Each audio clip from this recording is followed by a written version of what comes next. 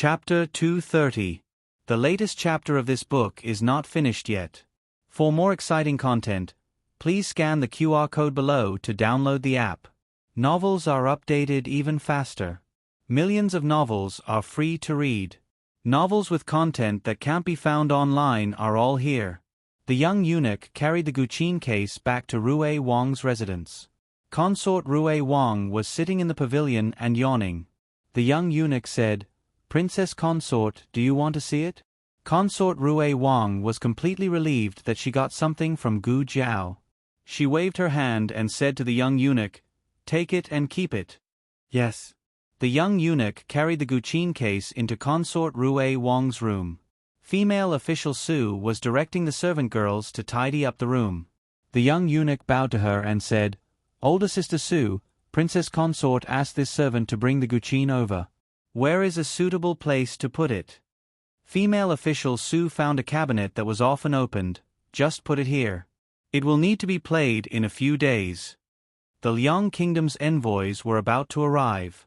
The crown princess had just sent someone to pass on a message, hoping that Consort Rui Wang could play a song at the palace banquet to welcome the envoys. Really, didn't the crown princess know that her princess consort was pregnant? Consort Rui Wang had an operation before the new year and was pregnant before her body had fully recovered.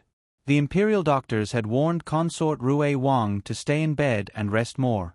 Female official Su was full of complaints, but she didn't dare to say it out loud. She could only gloomily close the cabinet. In March, when the grass was long and the orioles were flying, the capital was a thriving scene. The pedestrians on the streets jostled one another in an endless stream.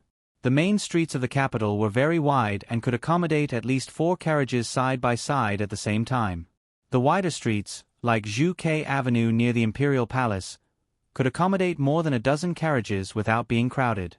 Xiao Sanzi steadily stopped the carriage at the destination that Gu Jiao had mentioned.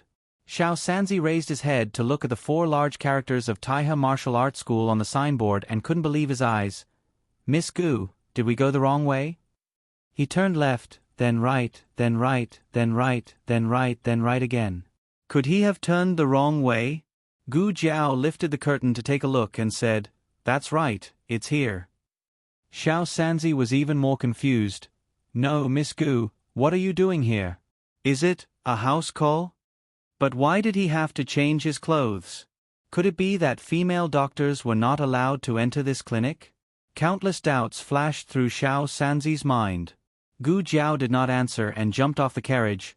"You stop the carriage in the alley and wait for me for a while." Oh.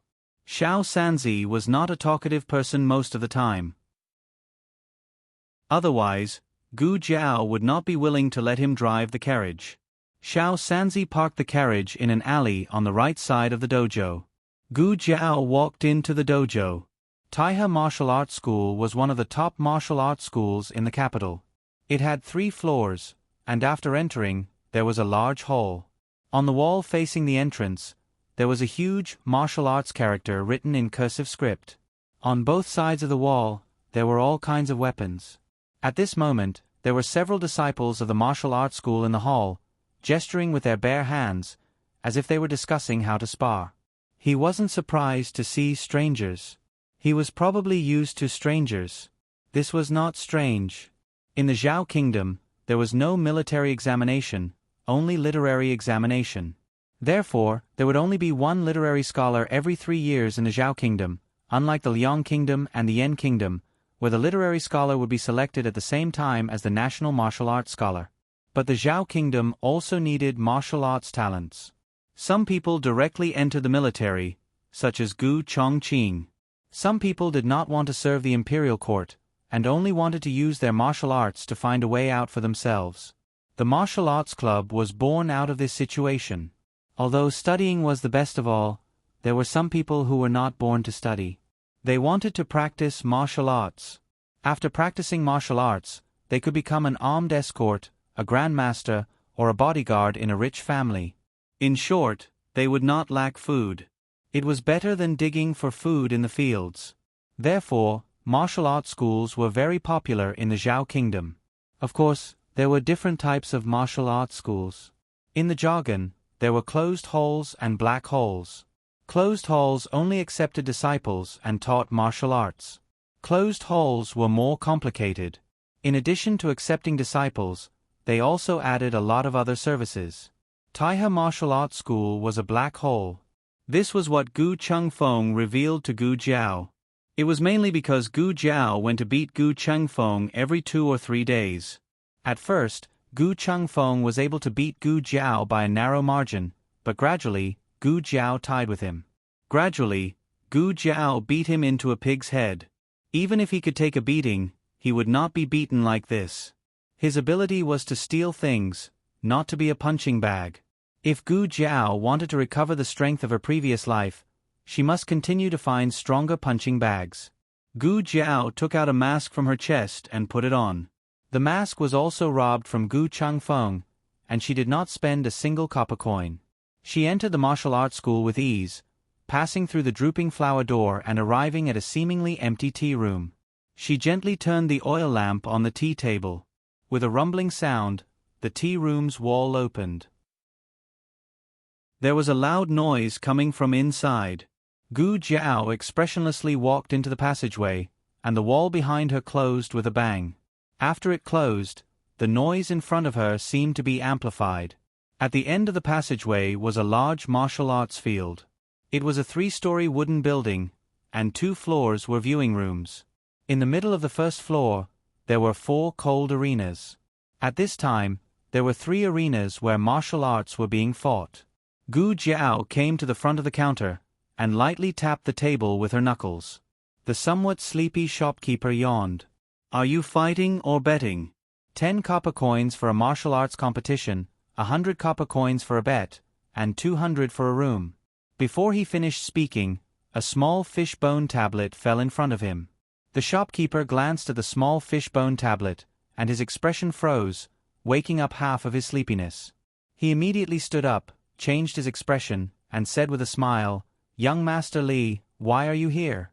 Didn't you just come here a few days ago?" Gu Jiao did not say anything, and only glanced at the name list in his hand. The shopkeeper understood and whispered, "East Arena." Gu Jiao walked towards the East Arena. The people behind Gu Jiao who were waiting in line to receive their tokens were unhappy. One of them shouted at the shopkeeper, "What's going on? We've been waiting in line for a long time, and we still haven't gotten in. How come he got in? Didn't they say that we can only enter after receiving a token?"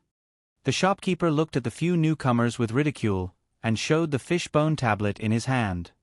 "Do you know what this is?" Everyone shook their heads.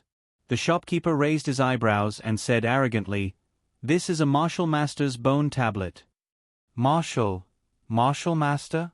The few people who were still complaining about Gu Jiao just now all fell silent. That weak-looking young man was actually a martial master? In the martial arts club, the masters who taught martial arts were called martial masters. However, in the martial arts field, only masters who won 100 rounds were qualified to be called martial masters. He won 50 rounds? Someone said in surprise. Generally speaking, only people who won 50 rounds were called martial masters. The shopkeeper clicked his tongue and said impatiently, "What are you thinking? Just 1 round." He defeated a martial master in a single round. According to the rules of the martial arts clubs in the capital, as long as you won, you could take away your opponent's identity. However, not everyone was qualified to challenge someone of a higher rank. Not only did they have to sign a life and death contract, they also had to pay a huge deposit. If they lost, the deposit would go to the challenged person. When the young man first arrived, he boasted that he would compete with the most powerful master in the club. According to the rules of the martial arts club, you could only challenge someone of 2 ranks higher than you. However, the young man bet a whole 1,000 taels of silver, so the club made an exception for him and let him challenge someone of 3 ranks higher than him. At first, the martial master was unwilling to accept the challenge, but the club persuaded the young man to add another 500 taels of silver. Only then did the martial master accept the challenge. Challenging someone of a higher rank was one's own responsibility. This was the rule. Everyone thought that the young man was dead for sure, so no one bet on him winning. In the end, Everyone lost their money. A young man holding a sword sneered disdainfully. What's so great about defeating a martial master? I heard that a few martial arts masters came to your club today. I don't believe that he can still be so lucky. Everyone nodded. That's right. He's so skinny. How could he defeat a martial master? He must have hit the jackpot. Gu Jiao didn't know about the heated discussion. Even if she knew, she probably wouldn't care. The 4 arenas in the east, west, south, and north had different masters assigned to them each day. The shopkeeper pointed at the east arena. The strongest masters should be in that arena. Hero Yen Sandao wins. Is there anyone else who wants to challenge Hero Yen? On the arena, a young servant wearing the uniform of a martial arts club shouted while holding a gong and a club. Hero Yen had been guarding the arena for the entire morning and had defeated countless masters. No one dared to challenge him anymore. If there is no one else, then today Hero Yen will. The young servant was about to end the match when he saw a small figure jump onto the arena. On the other hand, the old Marquis was copying military books in the palace. After copying for a day and a night, he finally finished the last copy. This was much more tiring than practicing martial arts. He was dizzy from copying and his limbs were numb. He was almost suffering from internal injuries. No, he was suffering from internal injuries. Ever since Marquis Xian Ping slipped out, he hadn't returned. No one knew what he was doing. The old Marquis ignored him and stood up with the help of the table. Because his legs were too numb, he almost fell to the ground. He really did look like an old man in his 60s. The old Marquis dragged his tired body to the imperial study to apologize to the emperor with the military book he had prepared. The emperor was wearing a net on his head. It was so ugly. He wasn't as shameless as Marquis Xian Ping. He didn't even attend morning court to protect his image. Your Majesty, I have finished copying the military book, the old Marquis said outside the imperial study. Bring it in. The emperor waved his hand impatiently. Eunuch Wei walked over and took the military book the old Marquis had copied. He whispered to the old Marquis, "Go back." The old Marquis understood and bowed respectfully toward the imperial study. "I will take my leave." After saying this, he turned around and limped out of the palace. The old Marquis sat in the carriage. The coachman asked, "Master, are you okay? Are we going back to the Marquis's residence? Do you want me to find you a medical hall? Your complexion doesn't look good." After copying military books for so long, how could his complexion be good? If he let those civil officials practice martial arts for a day and a night, they would also become exactly like him. But the old Marquis was really sullen. Copying books made him feel so uncomfortable that he didn't want to go back to the residence to deal with old Madame Gu's questions. He paused and said, "Let's go to the martial arts center." The old Marquis was a frequent visitor to the martial arts center. The martial arts center didn't know his specific identity. They only knew that he was a master with the surname Gu. He was very generous. The old Marquis came to the martial arts center for 2 reasons. First, he liked to watch martial arts competitions. Second, he could pick out some promising talents. Of course, the old Marquis had high standards. So after so many years, the number of people he chose was less than 10. And out of these 10 people, only 2 were able to withstand his harsh training. The rest were sent away. The old Marquis asked for a room on the 2nd floor. The waiter asked if he wanted to place a bet. He threw a silver ingot on the table. No need. If he didn't place a bet, then the silver ingot would be a tip. The waiter beamed and stuffed the silver ingot into his clothes. "This little one will make tea for you. Do you want Longjing tea or Tiguanyin tea?" "Longjing tea," the old Marquis said. "Okay." The waiter immediately went to brew a pot of good quality Longjing tea before the rain and brought out several exquisite and delicious pastries. "Enjoy your meal. This little one will wait outside. If you need anything, just call me." The old Marquis waved his hand. The waiter left with a smile. The old Marquis drank his tea as he began to enjoy the competition on the arena. His room faced the western arena. The western arena had the most comprehensive view. But for some reason, he was attracted to the competition on the eastern arena. It was a brawny man about 7 feet tall with dual axes. Whether it was brute force or internal energy, he was far superior to ordinary experts. But his opponent was an unremarkable azure-clothed youth. The azure-clothed youth didn't even use a weapon. He fought with his opponent with his bare hands. Even so, his opponent still couldn't gain the upper hand. A bit interesting. After about 7 or 8 moves, the dual axe-wielding brawny man was kicked off the arena by the azure-clothed youth. Soon, an expert with a red-tasseled spear jumped onto the arena. The old Marquis was a martial arts practitioner. He could tell at a glance that this person's martial arts were far above the dual axe-wielding expert. The azure-clothed youth was in danger. He didn't know why, but his heart actually rose to his throat. The azure-clothed youth made the first move. Unsurprisingly, the red-tasseled spear expert easily dodged. He leaped forward in a few steps and made a beautiful counterattack. The spearhead was aimed at the youth's heart. Damn it! The old Marquis stood up nervously. How could he fight so fiercely? Was this a cross-level competition? It was over. That child couldn't avoid it. He wasn't the only one who thought so. The people around the arena had the same thoughts. The coldness of the spear passed through his thin clothes and into the azure-clothed youth's body. The moment the spear pierced his heart, the azure-clothed youth's left hand suddenly grabbed the spear.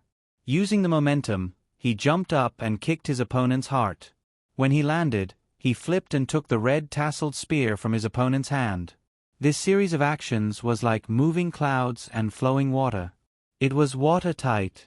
The azure-clothed youth didn't give his opponent any chance to breathe. Using the spear as a pole, he jumped up and swept his leg across, knocking his opponent to the ground. The azure-clothed youth grabbed the red-tasseled spear and was about to fiercely stab his opponent when he suddenly stopped. He broke the spear with his bare hands and used the spear shaft to knock his opponent off the arena. The old Marquis was drenched in sweat. He was scared and excited. His blood was boiling.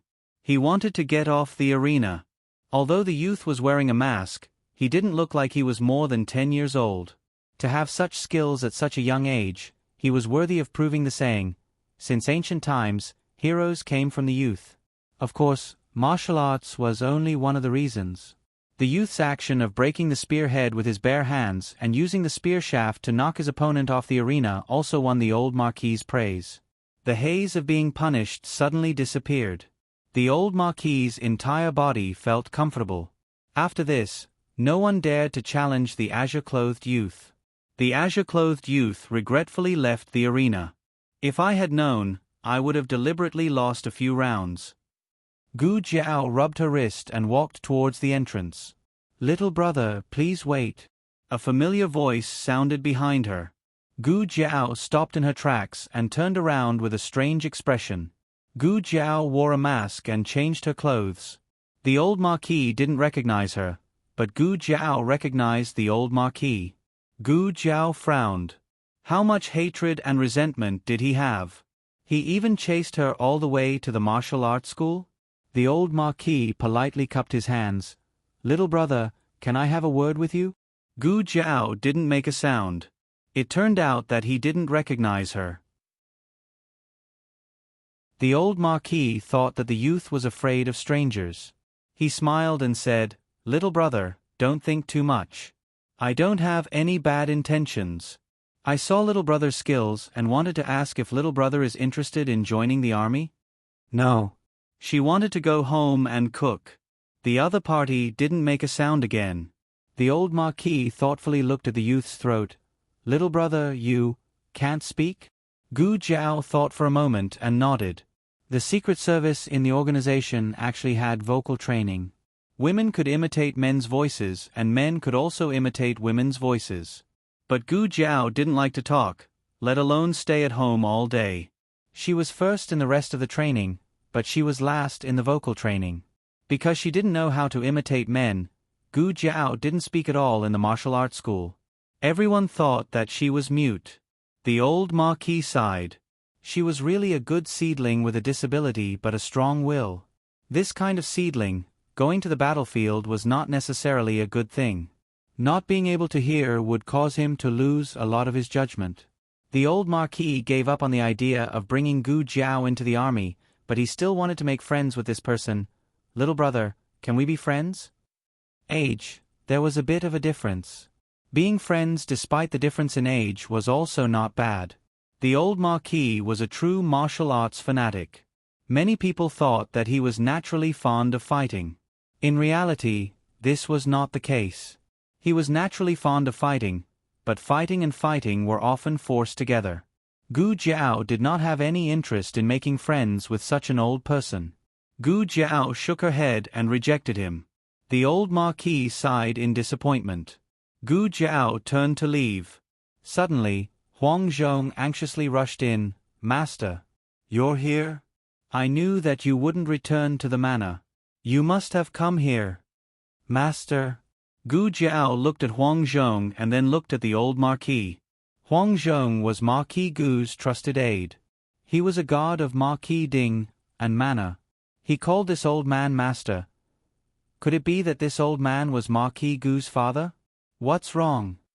The old Marquis asked with a frown. Huang Zhong glanced at Gu Jiao to the side. He vaguely felt that this blue-clothed youth's aura was a bit familiar, but he could not remember where he had seen him before.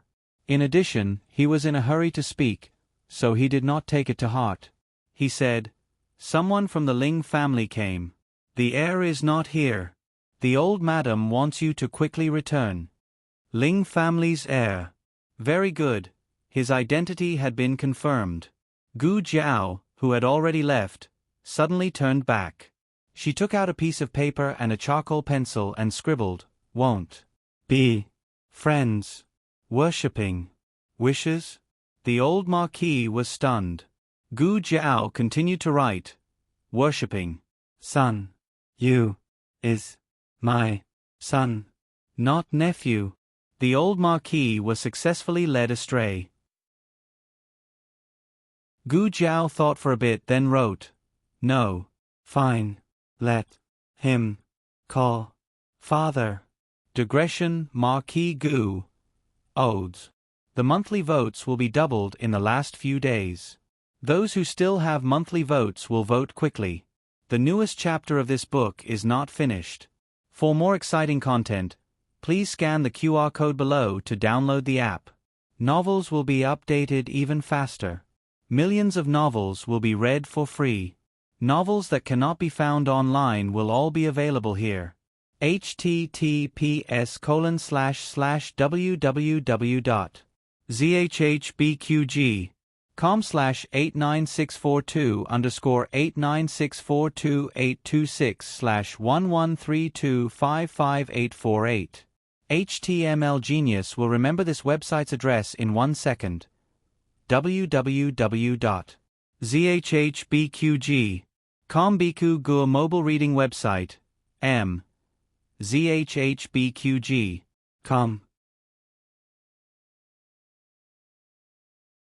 Chapter 231. The latest chapter of this book is not finished yet. For more exciting content, please scan the QR code below to download the app. Novels are updated even faster.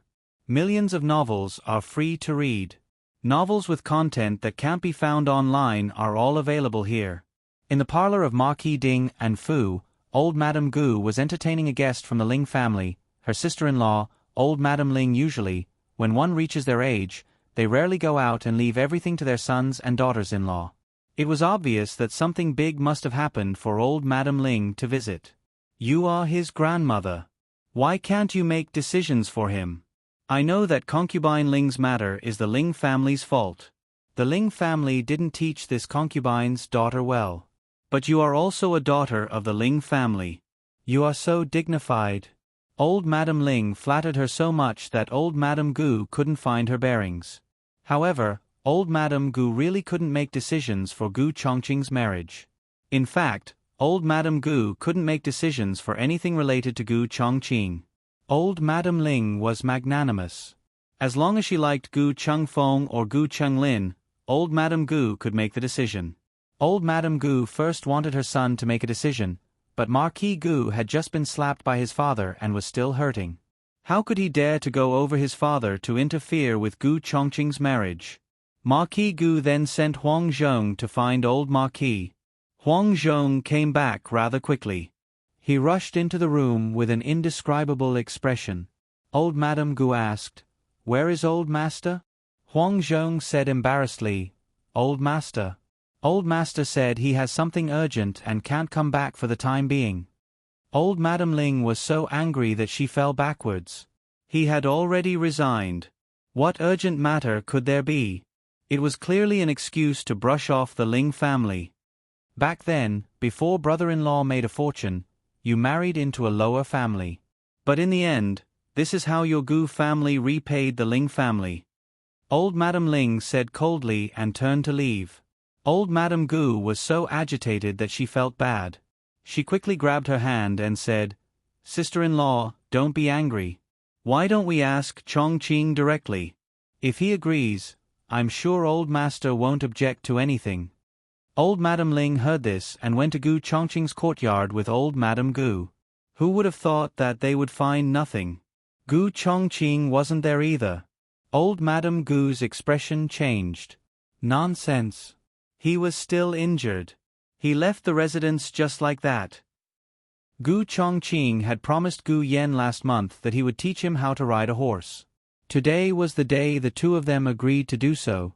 Gu Chongqing did not care about his injuries and insisted on leaving the manor. He rode his Fergana horse to Clear Water Alley. Gu Yen had asked Yao Shi in a roundabout way, but Yao Shi was against him riding a horse. She was afraid that if he fell, it would cause his heart disease to act up. Thus, Gu Yen did not tell his family about this. After school, Gu Yen waited at the entrance of the courtyard. Although he was in the courtyard, he poked his little head out from time to time, looking left and right. After looking, he quickly shrank his head back, like a little quail. When Gu Chongqing entered Jadewater Alley, he immediately saw his little quail. It had a bunch of a hogue on its head and looked quite silly. Gu Chongqing's mood suddenly became very good. He urged his horse to go over. Gu Yen heard the sound of horse hooves coming from afar. He stepped over the threshold with big steps, the joy in his eyes overflowing with words. Gu Chongqing stopped the horse in front of him and bent down to reach out his hand. Gu Yen put his hand in his. Gu Chongqing's hand was very wide. He practiced martial arts all year round, so his palms were full of calluses. Gu Yan's hand was smaller, slender, and fair. Although he worked every day in Little Jing Kong to clean up chicken poop, he did not have any calluses. It was soft. Gu Chongqing was afraid that he would accidentally break his hand. Gu Chongqing eased his strength and pulled him onto the horse, letting him sit in front of him. Gu Yen sat down and felt that something was wrong. He looked down and said, "Eh? You changed your saddle?" "Yes." "Didn't you think it was hard?" Gu Chongqing said. "I didn't think it was hard." Gu Yen opened his eyes wide and said seriously. He said that he did not think it was hard, but he kept moving around uncomfortably. Gu Chongqing was not stupid. He turned around and asked someone to change it. "Then will you not like it?" Gu Yen asked. Gu Chongqing said, "No. I like whatever you like." Gu Yen laughed. There was movement in the courtyard. Gu Yen hurriedly urged, "Quick, quick, quick. Don't let my mother find out. Otherwise, I won't be able to leave." Yao Shi, who had already found out, Gu Chongqing held the reins tightly and nodded to Yao Shi from afar, indicating that he would take good care of Gu Yen and send Gu Yen back safely. Yao Shi saw that her son was so clingy to Gu Chongqing. She did not know whether to be happy or worried. Her son had always wanted an older brother since he was young. Now, he really had one, but it was someone who hurt him when he was young. If he knew the truth, she did not know what her son would think. Giddy, giddy, giddy. Gu Yen sat in front of Gu Chongqing. He held the reins with both hands and urged the horse forward. In reality, it was Gu Chongqing who was controlling the horse. Gu Yen even felt that he was very good at riding a horse. Looking at his smug and excited expression, Gu Chongqing couldn't help but chuckle. His laughter was low and full of magnetism. It was especially pleasant to hear in the noisy streets. Gu Yan turned around to look at him. "What's wrong?" Gu Chongqing asked. There was still a smile on his face that had not yet faded. Gu Yan was dazzled by this smile. He said in a daze, "You look really good when you smile." Gu Chongqing did not like to smile. He had probably inherited this trait from the old marquis. No one knew what he looked like when he smiled, how good he looked, how warm he was. Gu Chongqing had been praised for his martial arts and had been praised as a promising young man. However, no one had ever praised his smiling face. Gu Chongqing was momentarily speechless. Fortunately, Gu Yan's attention was quickly drawn back to the fine horse. He began to concentrate on riding. Giddy up, giddy up, giddy up. Faster, faster. Aya, there's someone here. Slow down, slow down. Gu Chongqing's slender and strong legs clamped tightly around the horse's belly. He used the strength in his legs to make his horse understand the speed. This horse had been with Gu Chongqing since it was a foal. The man and horse had long since reached an indescribable tacit understanding. It was a mature war horse. Its hooves were used to trample on the enemy's head. Now, it could only be used to coax children. The horse's heart was bitter, but the horse did not say anything. Gu Yan played crazily the entire way. He was sweating profusely. Gu Chongqing did not want him to be tired. He said to him, "Why don't you rest for a while?" "Are you tired?" Gu Yan turned to look at him with an expression that said, "I'm not tired at all." Gu Chongqing could not help but nod and say softly, "Yes, I'm tired." "Oh, okay. Then I'll let you rest for a while." Gu Yan tightened the reins. "Donkey, horse, I'm a horse." Other horses would indeed shout like this to stop, but Gu Chongqing's horse did not need these slogans. The horse did not stop. It did not admit that it was a donkey. Gu Yan was anxious. "Is that how you shout?" "Donkey, donkey," he shouted again. "Why is it not working?" Gu Chongqing kicked the stirrups to give his old friend a warning. The horse reluctantly stopped. There was a restaurant nearby. It was a very famous restaurant in the capital, the Crane Restaurant. It was said that there was once a red-crowned crane that flew over and quietly rested on the roof of the building for a long time before leaving. Although the red-crowned crane flew away, the fortune of the red-crowned crane remained. Anyone who came to eat at the red-crowned crane restaurant would be blessed and have great luck. This was naturally a gimmick created by the Crane Restaurant for business. However, one dared to boast and the other dared to believe. Who knew how many customers came to eat at the Crane Restaurant every day? The two of them were lucky. Someone had just checked out of a room upstairs. "It's the price of that room." The waiter embarrassedly made a gesture that indicated that it was not cheap. If Gu Chongfeng spent a few hundred taels for a meal, he would probably be beaten to death by Gu Chongqing. But now that Gu Yan wanted to eat, Gu Chongqing actually took out the money without saying anything. The Gu family's double standards existed from the very beginning. The two of them entered the room and ordered a table of dishes. Gu Yan hadn't eaten yet, so he was indeed a little hungry. He quickly started eating. Gu Chongqing's injuries had not healed yet. Moreover, he had been on a bumpy journey and was blown by the cold wind. At this moment, he actually did not have any appetite. Gu Yan picked up some food for him. "You eat too." Gu Chongqing picked up his chopsticks. "Okay." The two of them ate. Suddenly, a burst of bold laughter came from the room next door. Gu Chongqing frowned strangely. This laughter, why did it sound a little familiar? In the room next door, the old marquis and Gu Jiao raised their cups and drank. Ever since Gu Jiao experienced the incident of learning to sing in Little Jing Kong, she deeply realized that her alcohol tolerance was not good. Therefore, she used tea as a substitute for wine. The old marquis could not use tea as a substitute for wine. He really drank until he was drunk. The main thing was that he was happy today to have met such a powerful little brother. From today onwards, he, Gu Chao, also had a brother. The old Marquis leaned on the table and drunkenly said to Gu Jiao, "Brother, you don't worry, my son is your son. I will make him filial. You point to the east. He can't go west. You point to the north. He can't go north. If he dares not to call you father, I'll beat him." Digression. I did not forget to upload today. Mysterious Energy. The latest chapter of this book is not finished yet. For more exciting content, please scan the QR code below to download the app. The novel is also updated at a faster rate. Millions of novels are free to read. Novels with connotations that cannot be found online are all available here.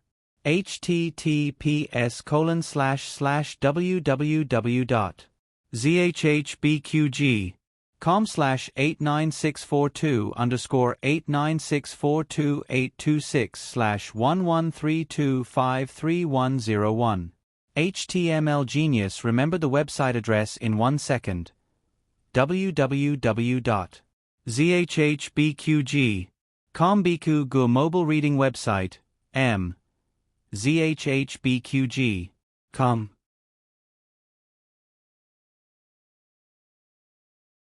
Chapter 232.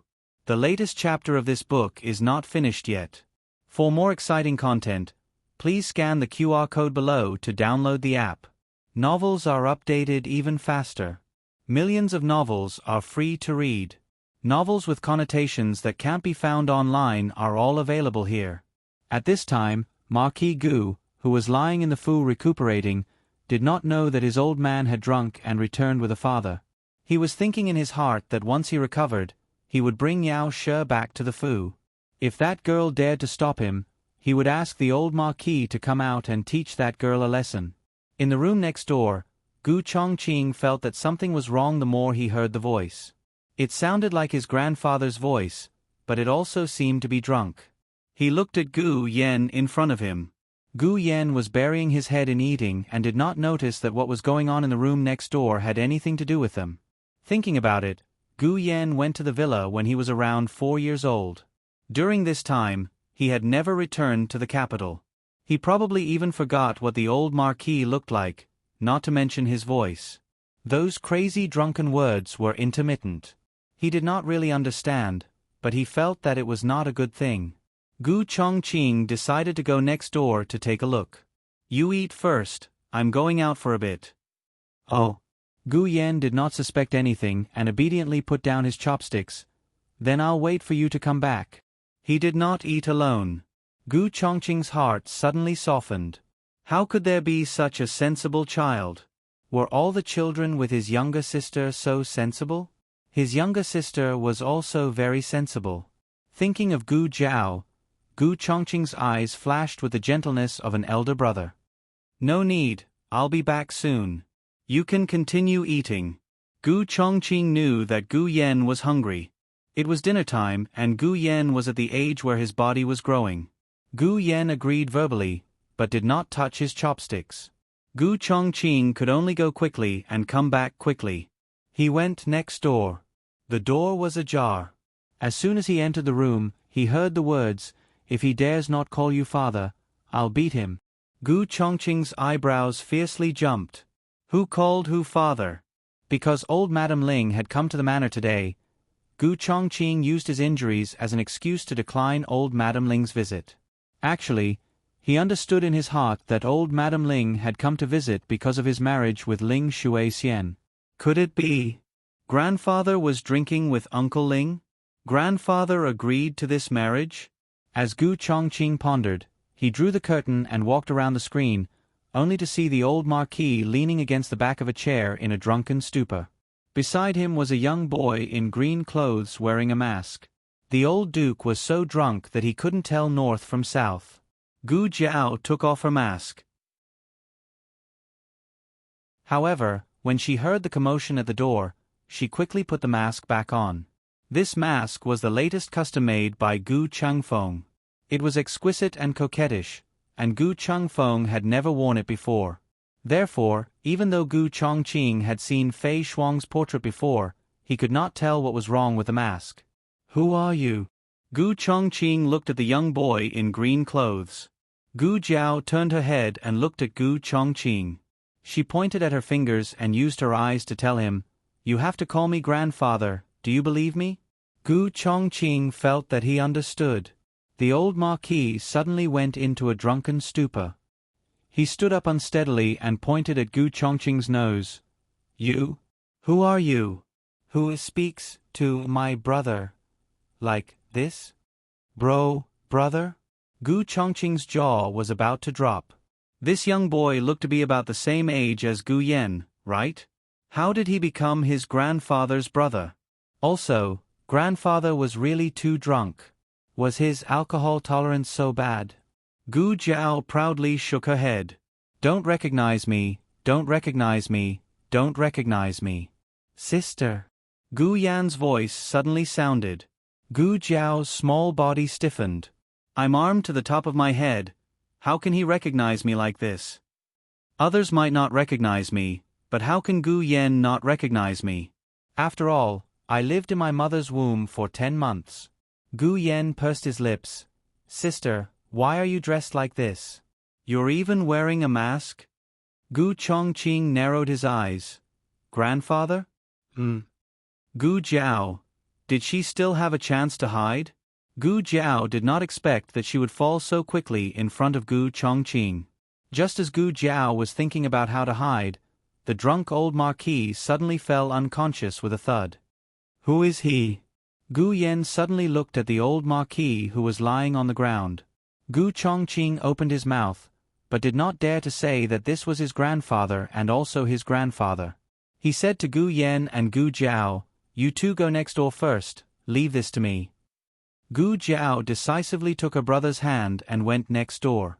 Gu Chongqing helped the old marquis down the red-crowned crane tower and sent him to the carriage. When he returned to the side room, Gu Jiao had already escaped, leaving only Gu Yan with his little ahogue. Gu Chongqing sighed. Forget it. After the two finished eating, it was a little late. Gu Chongqing sent Gu Yan home. The sky was clear during the day, but it suddenly started to drizzle in the evening. Gu Chongqing used his cloak to cover Gu Yan. He was 21 this year and had the figure of a mature man. Gu Yan was still young, so his 15-year-old body was nestled in his arms and perfectly covered by the cloak. "Hold tight," Gu Chongqing said to Gu Yan. Gu Yan then held the cloak in front of him as if he was holding two curtains. Gu Chongqing's strong arm wrapped around his thin waist, while his other hand held the reins. The wind gradually started to blow, and the spring rain pattered down. It was originally a bit cold, but Gu Chongqing's chest was broad and warm. Gu Yan was surrounded by a huge sense of security, and soon he felt sleepy. Gu Chongqing could feel his little chick pecking at rice. He tightened his arm and pulled him into his embrace. Gu Yan's body steadied, and his head completely rested in the hollow of his neck. It was too comfortable to sleep like this. Gu Yan's little nose soon let out a weak snoring sound. Gu Chongqing slowed down. When they passed through the alley and came to Chong and Main Street, Gu Chongqing ran into an acquaintance from the barracks.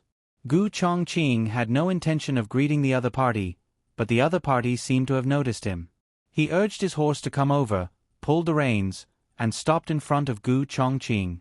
He looked at Gu Chongqing with interest. "Oh, isn't this Commandant Gu? What a coincidence." As he spoke, his eyes fell on Gu Yan, who was tightly covered by Gu Chongqing's cloak, with only a pair of legs exposed. Gu Yan was wearing men's clothes. His expression was suddenly colored with a layer of indescribable meaning. "Commandant Gu hasn't come to the barracks these days. He said he was injured, but it turned out that there was a beauty by his side. Commandant Gu enjoyed himself so much that he forgot to go home." Gu Yan slept soundly and had no idea what had happened. Gu Chongqing couldn't help but hug him tighter.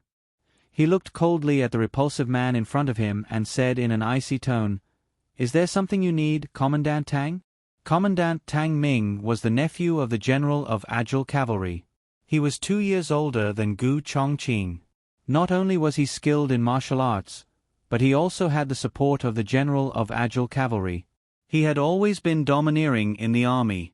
His official rank was lower than Gu Chongqing's, but he had never taken Gu Chongqing seriously. Tang Ming looked playfully at Gu Yan's legs, which were hanging off the sides of the horse. Even though he was wearing loose pants, it wasn't hard to see that it was a pair of long and straight legs. Tang Ming had an unknown hobby, and that was that he liked to play with young men. His own thoughts were dirty, so when he saw Gu Chongqing hiding someone in his arms, his first reaction was that he and Gu Chongqing were on the same path. Tang Ming chuckled.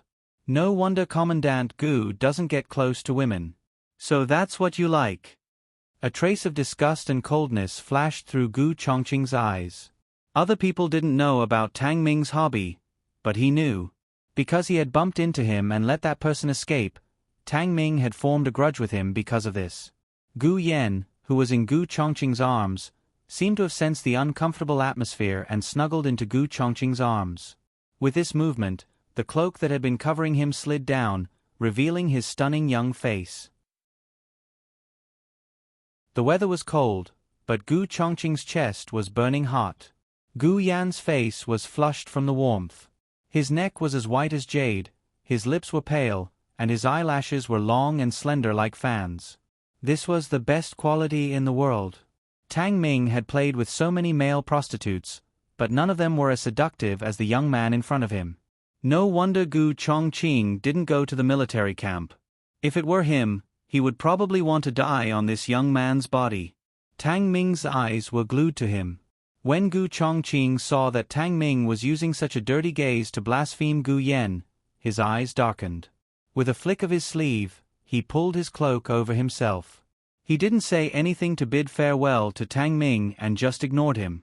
Tang Ming wiped his mouth as if he hadn't had enough. He sneered and said, "Don't be like this. I only took a few glances. If you get tired of playing with me someday." Before he could finish speaking, Gu Chongqing unsheathed his long sword and slashed it toward Tang Ming. Tang Ming hadn't expected that Gu Chongqing would be so fierce. Although he was famous for being unreasonable, he wouldn't abuse his authority. Right now, Tang Ming had only said a few words, and he was already brandishing his sword at him. Tang Ming also quickly drew his knife. However, Gu Chongqing's sword was too fast. It was almost like a shadow. Tang Ming had only drawn his knife halfway when Gu Chongqing's sword had already cut off a strand of his long hair and was firmly pressed against his neck.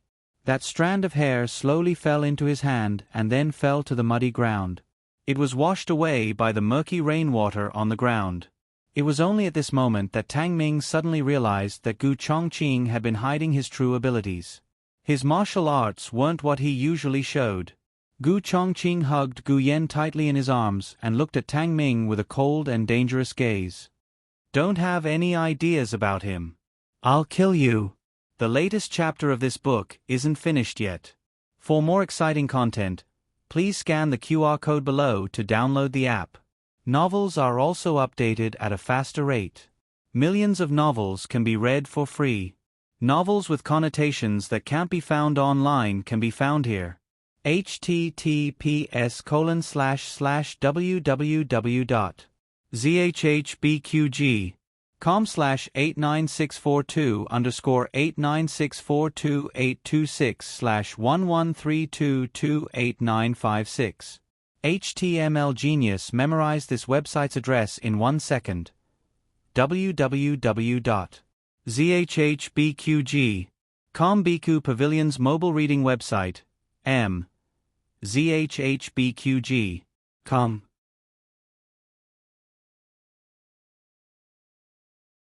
Chapter 233.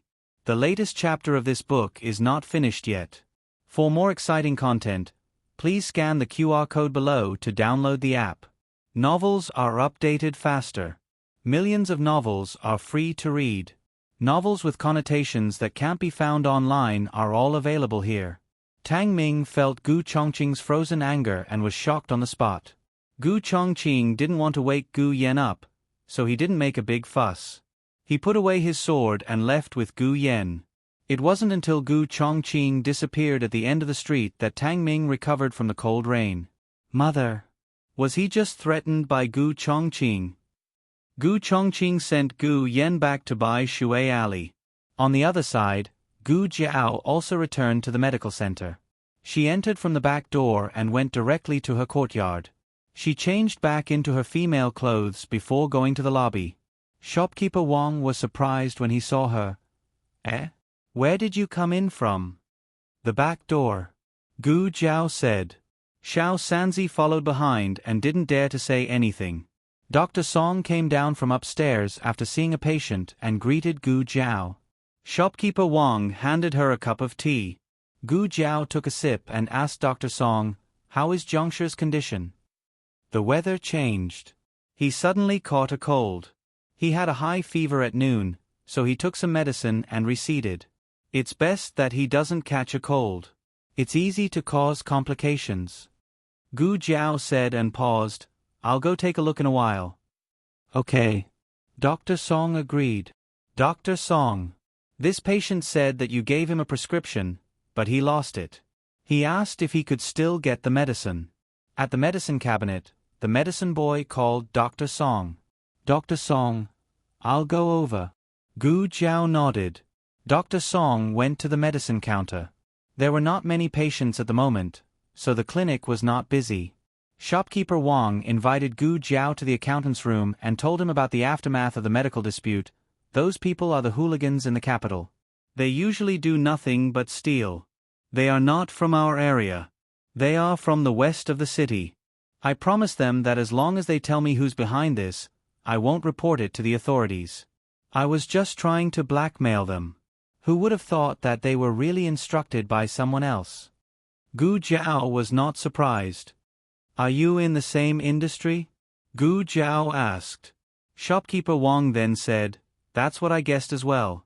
They said there was a mastermind, so I was thinking, could it be the old boss? Huichun Hall? But guess what, Miss Gu, they told me, it was a girl. Gu Jiao asked, How old is she? Shopkeeper Wang nodded and recalled, they said that she was a young girl, about 10 years old from her voice. She wore a bamboo hat and a veil, so they couldn't see her face clearly. Her clothes were expensive.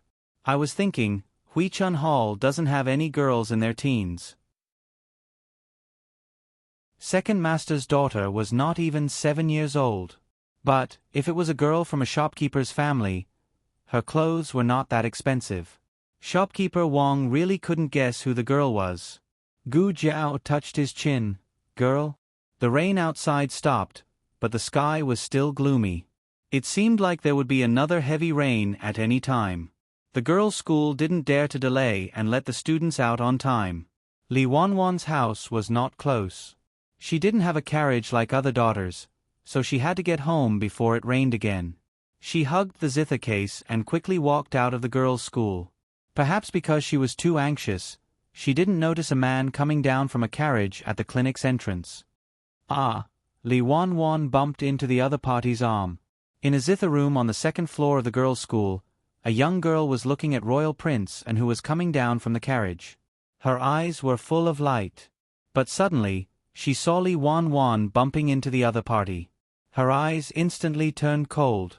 I'm sorry. Li Wanwan hurriedly apologized. Royal Prince and didn't even look at her. Wu Yong walked forward and said to her, It's okay, girl. Did I hurt you? No. Li Wanwan didn't dare to look at the two of them. Since the other party didn't pursue the matter, she quickly left with the zither case. The young girl's eyebrows gradually relaxed. She looked at Royal Prince and her eyes lit up again. She raised her hand and waved at Royal Prince and didn't see her and walked towards the clinic with his head lowered. Suddenly, another daughter from the girls' school walked over. Royal Princeton? The daughter called out to Royal Prince and who was about to enter the clinic with uncertainty. Royal Princeton turned to look at her and asked in confusion, May I ask what's the matter, girl? The daughter excitedly covered her mouth. Your poems are so good. I've been collecting your poems since I was young. I even made your poems into a book. Royal Princeton smiled politely. He was just like that, acting like a modest gentleman to everyone. The young girl upstairs couldn't hear what the two of them were talking about. She only saw the two of them talking and laughing. A burst of jealousy rushed into her heart. The daughter patted her head. I left the book in the classroom. Royal Prince, please wait for a moment. I'll go get the book. There are a few lines that I don't understand and would like to ask Royal Prince for advice. After saying this, she quickly returned to the girls' school. Her classroom was on the second floor. At this time, most of the students in the girls' school had left. The attic was empty and her footsteps seemed to echo. She pushed the door and entered. She saw the book of poems covered with a handkerchief on the table. She let out a sigh of relief and put the handkerchief away. She carefully hugged the book of poems in her arms. Royal Prince and was still waiting for her. She quickly walked out of the classroom. Just as she was about to go downstairs, a white hand reached out from the darkness. It slowly reached out to her back and wanted to push her down. Suddenly, Zhuang Mengdai ran over from the hall on the first floor while lifting her dress. Who is it? The daughter stopped in her tracks. The hand behind her was pulled back and the owner of the hand hid behind the wall. The daughter was also startled by the sudden voice. She calmed herself down and said, "Young Miss Zhuang, it's me." It was dark and Zhuang Mengdai couldn't see her clearly. She could only confirm her identity through the voice. Zhuang Mengdai said in disappointment, "It's young Miss Zhang. Have you seen my sister?" Young Miss Zhang shook her head. "I haven't seen her." Zhuang Mengdai stomped her feet in annoyance. "Really? Where did she go? She said she would wait for me. She went to the toilet and when she came back, she was gone." Young Miss Zhang saw Zhuang Mengdai cursing as she walked forward. She didn't know why, but she felt a sense of danger. She gathered her courage to look back, but she didn't see anything. She felt uneasy and quickly called out to Zhuang Mengdai, "Young Miss Zhuang, can I go with you?" "Hurry up," Zhuang Mengdai said impatiently. "Coming." Young Miss Zhang hugged the book of poems and quickly went downstairs. It wasn't until she left the girls' school and saw the endless stream of people that the uneasiness in young Miss Zhang's heart gradually dissipated. In the end, Royal Prince and didn't see Gu Jiao. Gu Jiao went home and the two missed each other perfectly. Royal Prince and regretfully sat back in the carriage. Gu Jiao went to the Imperial College first to bring little Jing Kong home. Xiao Lulang had an evening class, so he didn't come back with them. The atmosphere in the Imperial College was very tense recently. Even an outsider like Gu Jiao could feel it. It seemed that everyone didn't have the confidence to meet the emperor. The court examination was originally in the first half of April. However, it was said that because of the visit of the Liang Kingdom's envoy, it was postponed to the last half of April. The people in the capital were different from the people in the countryside. The topics they discussed every day weren't whose chicken had laid eggs, whose sow had given birth, when the millet should be harvested, when the wheat should be harvested. They were very concerned about the current situation. Even Master Zhao next door knew that an envoy had come to the capital. Transportation was inconvenient in ancient times, so diplomatic exchanges were not as frequent as in her previous life. However, there would still be an envoy every 2 to 3 years. The world was divided into 6 countries. The Liang Kingdom belonged to the 3 upper kingdoms, while the Zhao Kingdom belonged to the 3 lower kingdoms. The Liang Kingdom's status was much higher than the Zhao Kingdom's. It was no wonder that the imperial court paid so much attention to the visit of the Liang Kingdom's envoy.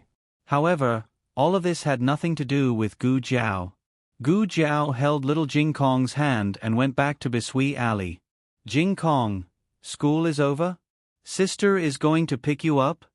Aunt Lu was hanging clothes at the door and teased little Jing Kong. Little Jing Kong jumped up and down and said, "Yes. Aunt Lu, Jiao Jiao is coming to pick me up from school." Xiao Lulang held little Jing Kong's hand and went home. Little Jing Kong always hung his head and was unwilling to go home. He looked as if he was being dragged away by a child. However, when Gu Jiao held his little hand and went home, he was full of energy and jumped up and down. He looked as if he was a child who wanted to drag Gu Jiao back to his nest. He was very arrogant. Gu Jiao also greeted Aunt Lu and brought little Jing Kong into the house. Today, the old chancellor wasn't home, and senior servant Fong also went out. She went to buy cloth and clothes for the family. Madame Yao was waiting for Gu Yen in the house. She fell asleep while waiting. Little Jing Kong quietly opened the door and stuck his head out to take a look. Seeing that Madame Yao had fallen asleep, he didn't disturb her. He quietly walked down the steps and came to Gu Jiao. He covered his mouth with his small hand and whispered, "Jiao Jiao, Madam is asleep." "Ahem." Gu Jiao responded and asked him, "Do you have homework?" "I've already finished it." Little Jing Kong spread his hands in a small voice. Gu Jiao rubbed his little head and said, "Then play by yourself for a while. I'll go cook." Little Jing Kong nodded obediently. He was a sensible child and would never pester Jiao Jiao to play with him all the time. Besides, he did have his own things to do. Today, elder brother Yen asked for leave. So strange, why did he ask for leave? In short, little Jing Kong had to shovel chicken poop by himself. Little Jing Kong took his personal small shovel, shoveled a handful of sand, and began to clean the chicken poop in the yard, as well as little Joe's bird poop. Because he hadn't shoveled for a long time, he was rusty. Little Jing Kong took a long time to finish shoveling the chicken poop in the yard. I'm so tired." Because of the rain, the chicks were locked in the cages for a while. Now that the rain had stopped, little Jing Kong decided to take them out for a walk. Little Jing Kong's chicken walk had expanded from Bai Shui Hutong to the orchard, mainly because there was a lot of green grass in the orchard. The chicks could eat some worms and other things in the orchard, which could cancel the chicken feed contract at home. He was a good child who was diligent and thrifty. 7 chicks lined up in a formation and went out valiantly, followed by a puppy and a baby eagle. Generally speaking, birds could fly and jump, but they shouldn't be able to walk. However, the baby eagle walked very well. It was worthy of being a chick raised by a chicken. As for little 8, it had also successfully leveled up. It was no longer a useless puppy, it was now a noble shepherd dog. Little 8 held its head high and strode out in a disdainful manner. When little Jing Kong arrived at the orchard for his chicken walk, 2 drops of rain seemed to be falling from the sky. "Okay, we're going home," little Jing Kong said to his little army. 7 chicks and a baby eagle turned around the corner in an orderly manner, followed behind little Jing Kong, and walked back in an orderly manner. Suddenly, little Jing Kong felt that the top of his head was dark, and a fragrant wind came to his nose. He was small, so the first thing he saw was a white dress that was at the same level as his line of sight. It was so clean that it was spotless. Then he raised his little head and saw a veiled bamboo hat. The girl in the bamboo hat bent slightly, and the fragrance became more fragrant. This kind of fragrance was very pleasant, but little Jing Kong still preferred the fragrance of Jiao Jiao. He looked at the girl who suddenly blocked his way strangely, and out of politeness, he asked her politely, "What can I do for you? Why are you blocking my way?" The girl in the bamboo hat asked gently, "Little guy, do you know Xiao Liulong's family?" Little Jing Kong looked at her from head to toe. In fact, he couldn't see anything from her, because she covered herself too tightly. "Who are you?" little Jing Kong asked. The girl in the bamboo hat didn't answer him, but took out a stick of sugar-coated haws from behind her back, and gently coaxed him, "As long as you tell me where Xiao Liulong's family is, I'll give you the sugar-coated haws." Little Jing Kong loved to eat sugar-coated haws. But little Jing Kong wasn't in a hurry to ask for it.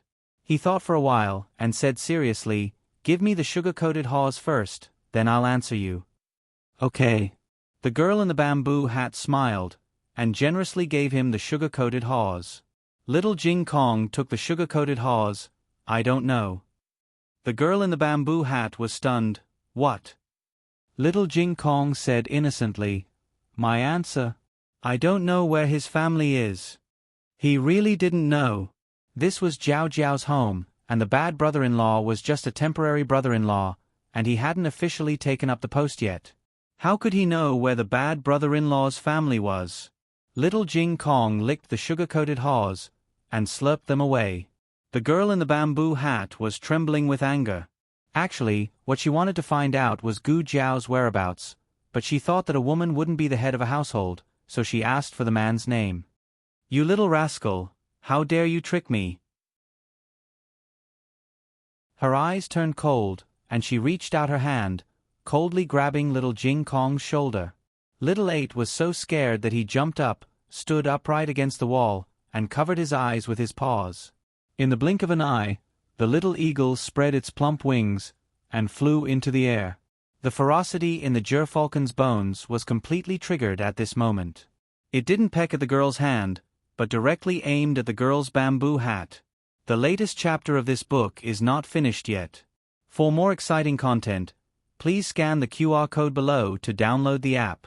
Novels are updated at a faster rate. Millions of novels are free to read. Novels with inner content that can't be found on the internet can be found here.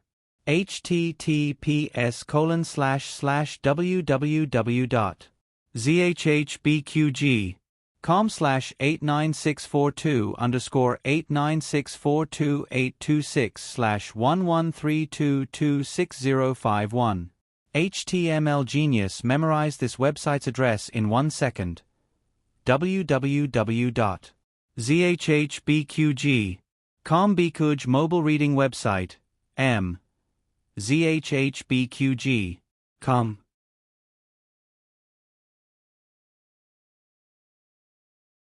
Chapter 234. The latest chapter of this book is not finished yet. For more exciting content, please scan the QR code below to download the app. The novel will be updated at a faster rate. Millions of novels will be read for free. There are all kinds of novels that you can't find on the internet. After all, gerfalcons were not real domestic animals. They were wild.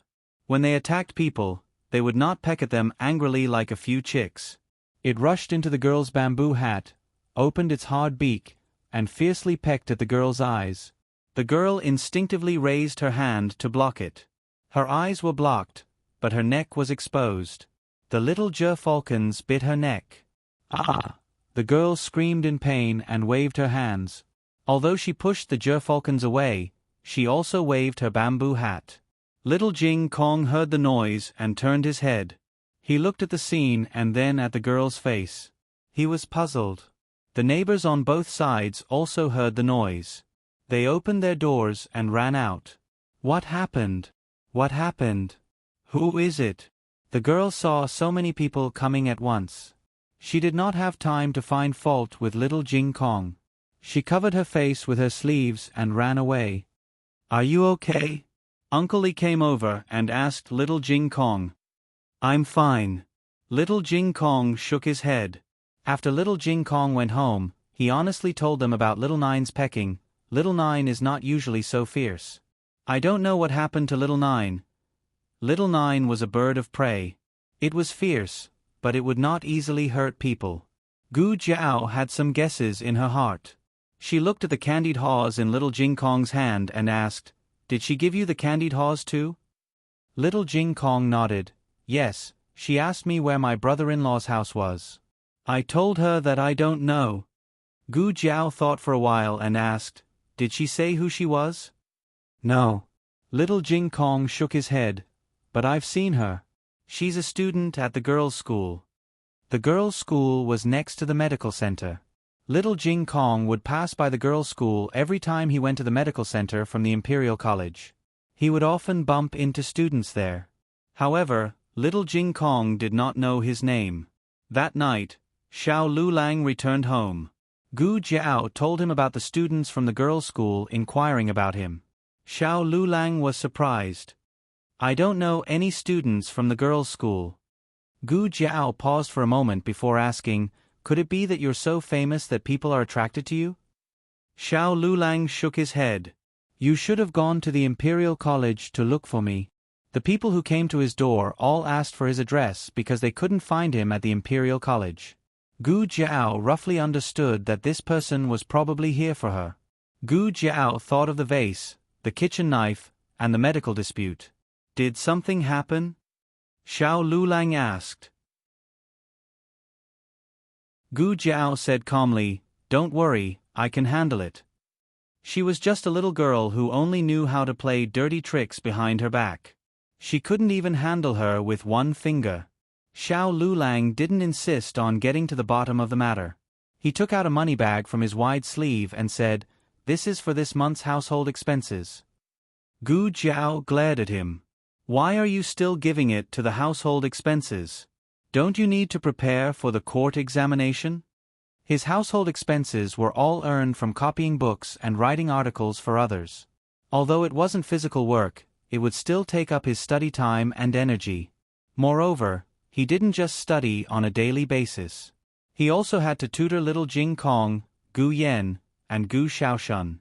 Moreover, the learning progress and acceptance of these three people were different. The old chancellor could occasionally help, but it was mainly Xiao Lulang who had to take care of them. Gu Jiao knew that she didn't have the patience. If she was asked to tutor her younger brothers, she would beat them to the ground. Except for little Jing Kong. After all, his grades were better. However, little Jing Kong was obedient in front of Gu Jiao, but it didn't mean that he would be obedient in front of Xiao Lulang. The little guy was eloquent and had a lot of fallacious arguments. Gu Jiao understood in her heart. Gu Jiao said, "Don't work too hard." Xiao Lulang said, "But I also don't want you to work too hard." When he said this, he was stunned for a moment. What kind of nonsense was this? Why was it so mushy?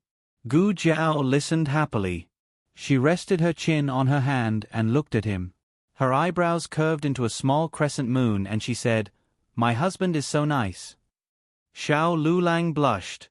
The next day, the Imperial College had classes and Qinghe Academy was on holiday. Xiao Lulang took the reluctant little Jing Kong to school. Gu Xiaoshun and the youngest son of Master Zhao next door went to look for bird nests and asked Gu Yen if he wanted to go. Gu Yen didn't want to go. He wanted to go to the medical center to play today. Gu Yen hadn't been to Gu Jiao's small courtyard yet. Gu Jiao agreed. After breakfast, she took him out and said to Gu Xiaoshun, who was running fast in front of her, "Don't forget that you have to learn martial arts in the afternoon." "Got it, sister." Gu Xiaoshun and Zhao Xiaoyong ran away. Recently, the medical center was too busy to handle the number of patients and stopped the milk tea business. Today, Gu Yen came at the right time.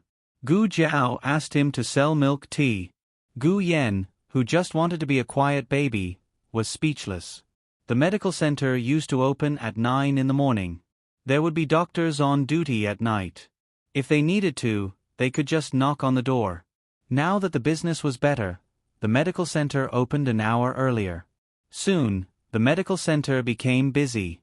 Gu Jiao was checking the herbs in the medicine cabinet. In ancient times, due to the limited storage conditions, the shelf life of the herbs was greatly shortened. Therefore, she had to check them from time to time. Halfway through the check, the little medical assistant beside her suddenly called her in a low voice, "Miss Gu." Gu Jiao turned her head and saw the little medicine boy giving her a look in the direction of the main hall.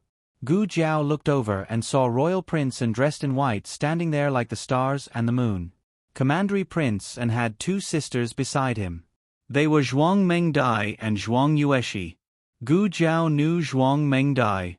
After all, she sold so many things to her. She could be considered as her little gold mine. As for Zhuang Yueshi, Gu Jiao wasn't familiar with her. The Zhuang sisters were wearing the girls' school clothes. The white dresses were made of goose yellow silk. The waist was very tight, showing off the beauty of a young girl. In terms of appearance, Zhuang Mengdai was better. Unfortunately, this girl was an idiot. Her temperament was very naive. Zhuang Yueshi wasn't ugly. However, compared to Gu Jinyu, there was still a gap. However, her makeup and temperament were exquisite. Zhuang Mengdai was overshadowed. In addition, Gu Jiao also noticed that Zhuang Yueshi was wearing a scarf around her neck. Gu Jiao's gaze fell on Zhuang Yueshi's neck. Zhuang Yueshi subconsciously raised her hand to cover her neck. "Eldest brother is here to see a doctor. Why are we here?" Zhuang Mengdai muttered unhappily. Although she liked to follow her eldest brother around, it was built on the premise that they were going on a sightseeing tour. Then you go to school by yourself. I'll wait for eldest brother. Zhuang Yueshi said to Zhuang Mengdai, commandery prince, and said to his two sisters, no need. Go to class. Don't be late. Zhuang Yueshi pinched her fingers. Then, brother, will you come to pick us up in the afternoon? Commandery prince and said, I have something to do. The coachman will come to pick you up. Zhuang Yueshi glanced at Gu Jiao. She knew it. Her brother wouldn't just come to pick them up. Zhuang Yueshi walked out with a cold face. Gu Jiao looked at her small back as she walked away. She revealed a thoughtful expression. Commandery prince and finished his medicine. He came to take the medicine and also for a checkup. Before this, he had already come for a checkup a few times. You don't have to come for a checkup so frequently. Gu Jiao was just short of saying that it wasn't a serious illness that couldn't be cured. Commandery prince and smiled and said, I can see now. I extinguished the candles last night. I can see a little. A few nights ago, he could only feel the light. However, last night, he suddenly saw a blurry outline. He was too surprised. After a few more days, you can see more. Gu Jiao began to test his eyesight. Commandery prince and stared at the strange drawing opposite him and wondered, what is this? I didn't see this last time. Eyesight chart. She made it herself. Did you make it especially for me? Commandery prince An's eyes lit up. Gu Jiao said, you need to test your eyesight to see the specific effects. Commandery prince An was overjoyed. So, you made it especially for me. Gu Jiao. After the checkup, Commandery prince An took the new medicine and left in a good mood. The medical center was busy until noon. At noon, she and Gu Yen had lunch in the medical center. She went to the kitchen to ask the kitchen to cook 2 dishes for Gu Yen. Gu Yen couldn't eat food with strong flavors. Usually, his family would accommodate his taste and eat light food. However, the people in the medical center had to work. If they didn't eat some oil and salt, they wouldn't have energy. Then I'll cook some vegetables for young Master Gu and stew a Crucian carp tofu soup? The cook asked. Okay. Gu Jiao was satisfied with this arrangement. It should be enough for her and Gu Yen. After coming out of the kitchen, Gu Jiao didn't go back to the courtyard directly. Instead, she went to the back door of the girls' school. It was time to eat in the girls' school. The girls' school had a dining hall. The dining hall wasn't inside the school. Instead, one had to go out from the back door and walk to the opposite side of the street. The reason was that they didn't buy the shop next door. They had to change the dining hall into a brothel. The dining hall was rented in a restaurant opposite the back door. Zhuang Yueshi and Zhuang Mengdai walked to the dining hall. Zhuang Mengdai was dejected. Sigh, it's time for the exam again. It's so annoying. If we sit together during the exam, you can copy for me. Zhuang Yueshi despised. It's arranged according to the results. Can you sit with me with your pig brain? Zhuang Mengdai was angry. How can you say that? If I'm a pig brain, what are you? We came from the same womb. If I'm a pig, so are you. Zhuang Yueshi couldn't be bothered with her. She walked past her. Zhuang Mengdai didn't want to be outdone. She ran in front of her. Humph. She ran a few steps and felt that she couldn't give up so soon. What if they were sitting together? She had to copy for them. Let me tell you. Zhuang Mengdai turned around and wanted to fight with her sister. However, Zhuang Yueshi was nowhere to be seen on the busy street. Too much. I don't want you as my sister anymore. Zhuang Mengdai stomped her feet and walked away angrily.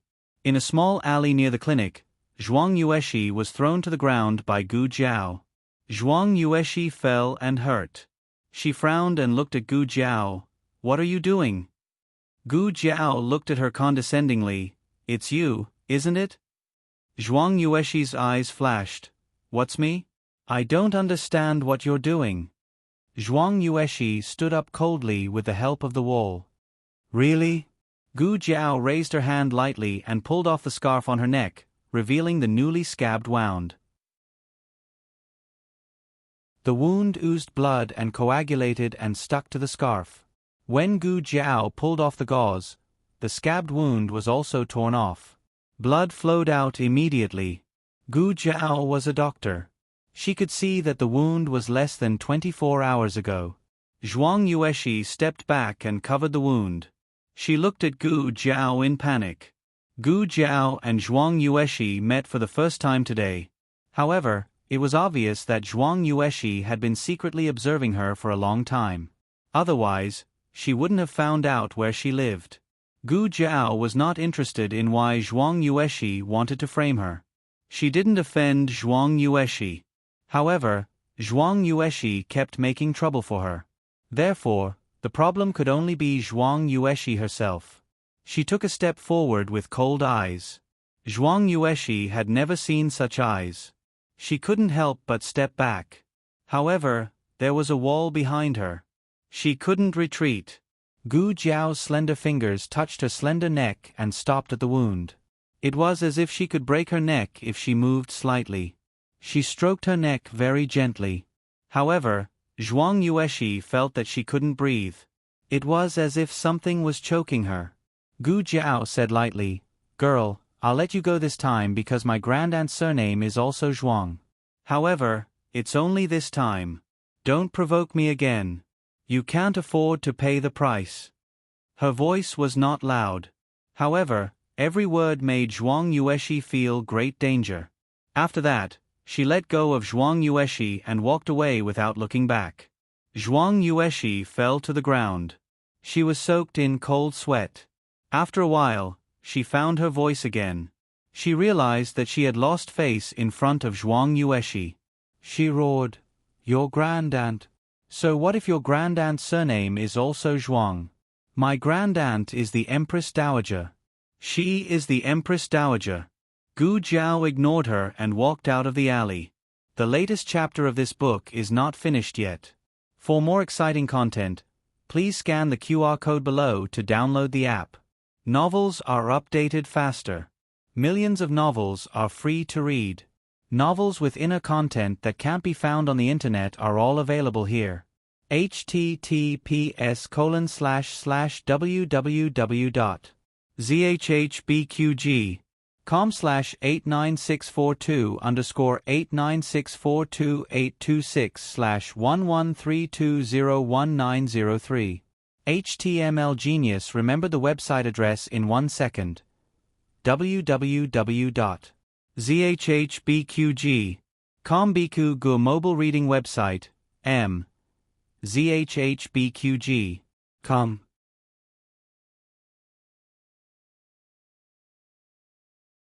Chapter 235. The newest chapter of this book is not finished yet. For more exciting content, please scan the QR code below to download the app. Novels are updated even faster.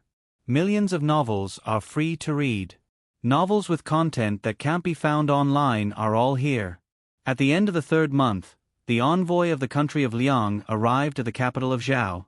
Grand Secretary Yuan, Honglu temple official, and Marquis Xianping personally went to the city gate to welcome them. Originally, Marquis Xianping didn't want to come, but he didn't finish copying last time. The emperor said that if he went to welcome the envoy of the country of Liang, the task of copying would be cancelled out. Marquis Xianping reluctantly went to the city gate and slumped carelessly in the carriage. Even Grand Secretary Yuan almost couldn't stand it. However, when the envoy of the country of Liang arrived, Marquis Xianping's attitude changed completely. He got off the carriage and stood there calmly. Thousands of flowers bloomed like brocade. He had an imposing appearance and was as elegant as jade. It was no wonder that the emperor had him come to welcome the envoy. His face was the face of the country of Zhao. The officials from both sides exchanged greetings. Marquis Xianping usually didn't say much, so he naturally didn't say much at this time. Therefore, the outside world's evaluation of Marquis Xianping was always cold and reserved. The envoy of the country of Liang stayed in a garden of the imperial family, very close to the imperial palace. At night, the crown princess held a banquet in the Qilin Hall of the imperial palace to welcome the envoy of the country of Liang. Wang Fei, It's time to get up.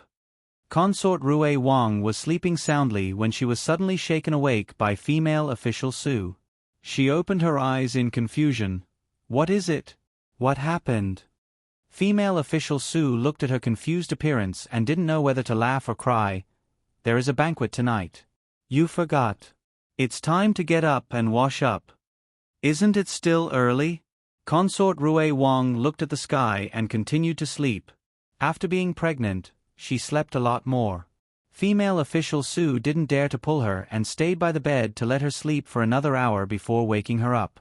Consort Rui Wang washed up and changed into a heavy Wang Fei auspicious dress. She put on a pearl hairpin and ring and entered the palace with a dark face.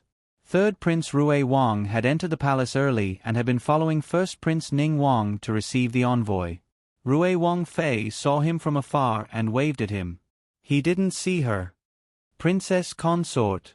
Maid Su reminded her softly. Concubine Rui Wang sighed. I know. Rules, manners. The Emperor, Empress Xiao, and noble Consort Zhuang were on the steps of the Qilin Hall. Consort Shu was grounded, Consort Xian was sick, and the rest of the concubines were not qualified to attend this banquet.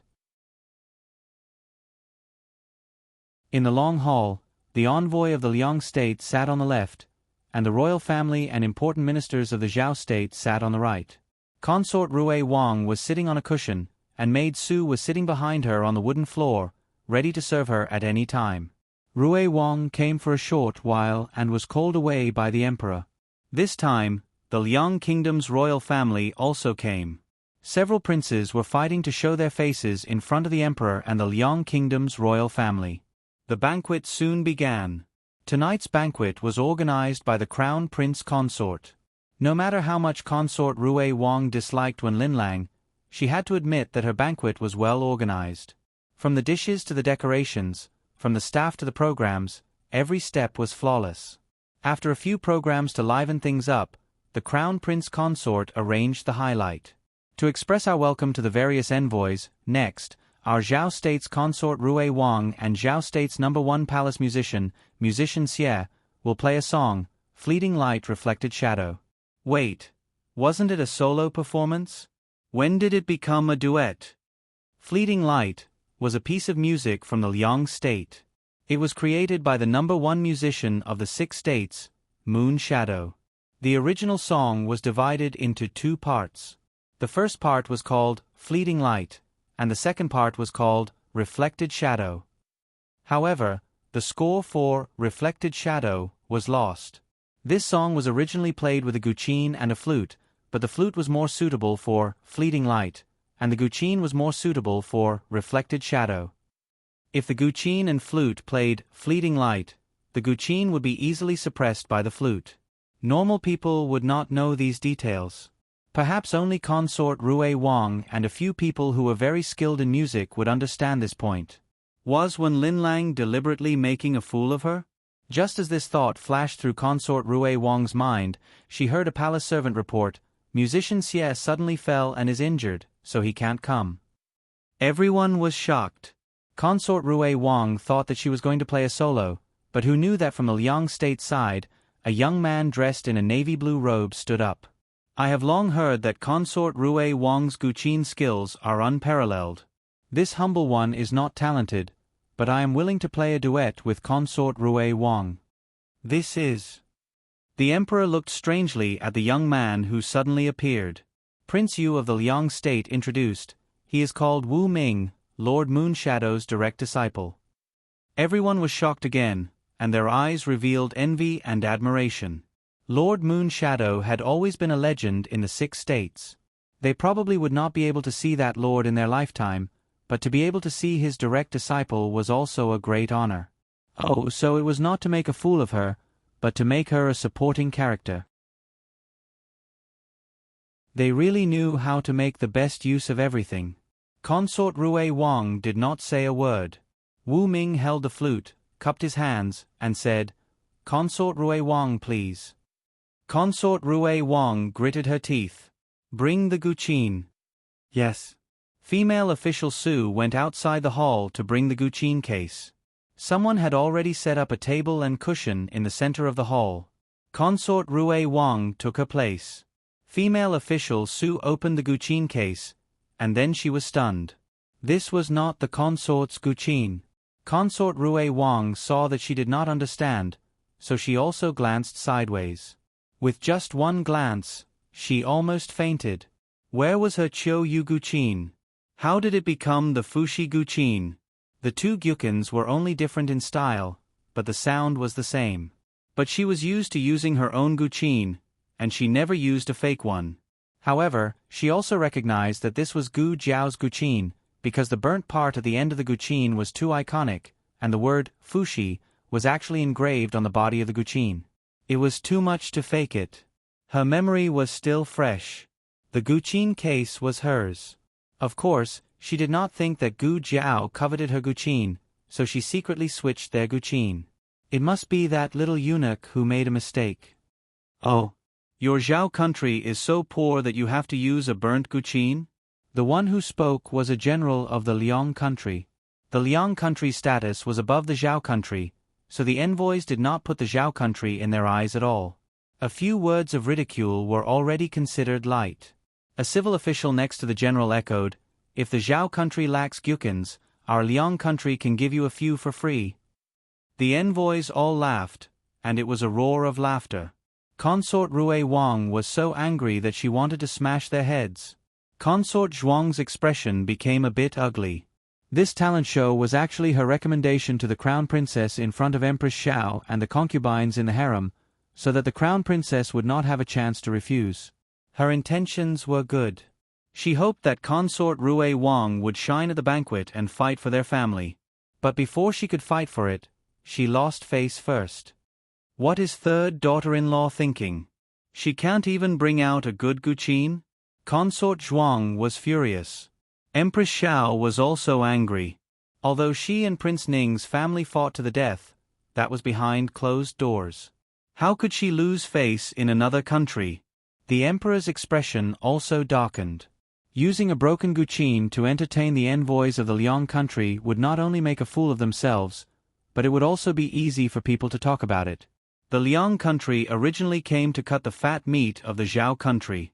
Now, they had a reason to cut it even more fiercely. "This servant will go and change a guqin," Maid Su said. "It's too late." Consort Rue Wang shook her head. They had already lost face. If they changed a guqin, it would only make them seem more cowardly and disgraceful. Consort Rue Wang closed her eyes. She did not care if Lord Yu Ying's disciple was still willing to play with her family. She took the lead and played the first note. It was only one note, but it stunned everyone present. Wu Ming was the fastest to react.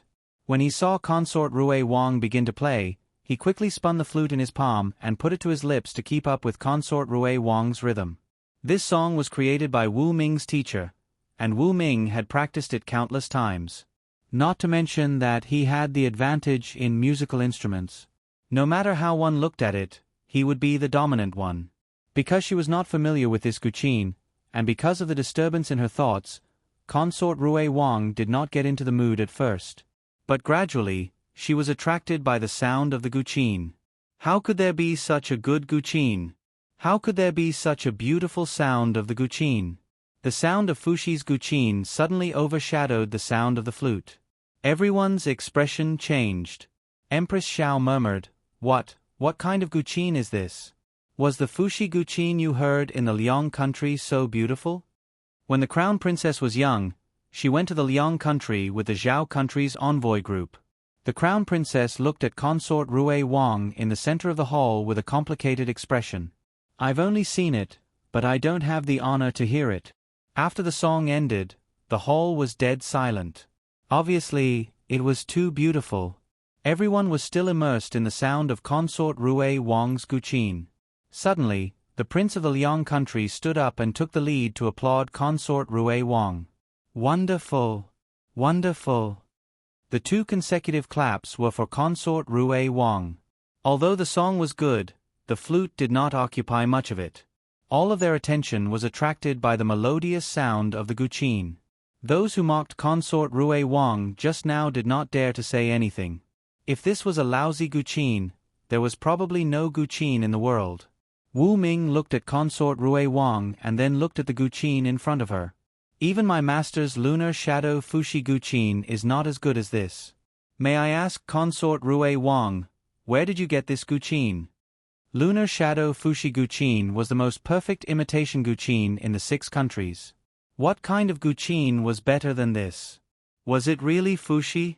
If other people said this, it might not have any weight. However, Wu Ming was Lunar Shadow's direct disciple. The emperor suddenly smiled. Old Third's wife had made him proud again. He could not say that she took the wrong one. Consort Rui Wang thought for a moment and said seriously, I borrowed it from a friend. Wu Ming, that friend is, Consort Rui Wang. Sorry, I can't tell you. Wu Ming cupped his hands and returned to his seat. With the wonderful performance of Consort Rui Wang and the Fushi guqin, the Crown Princess's carefully arranged repertoire all became dull. Everyone only remembered this guqin and the person who played it, Consort Rui Wang. The latest chapter of this book is not finished yet. For more wonderful content, please scan the QR code below to download the app. Novels are more complete and updated faster.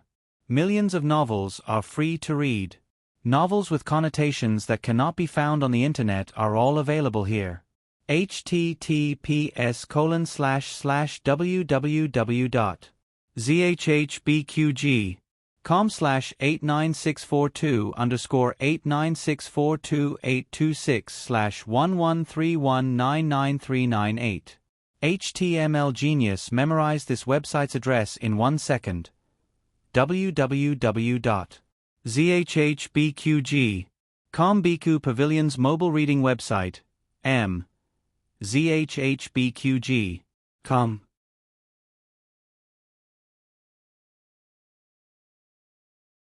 Chapter 236.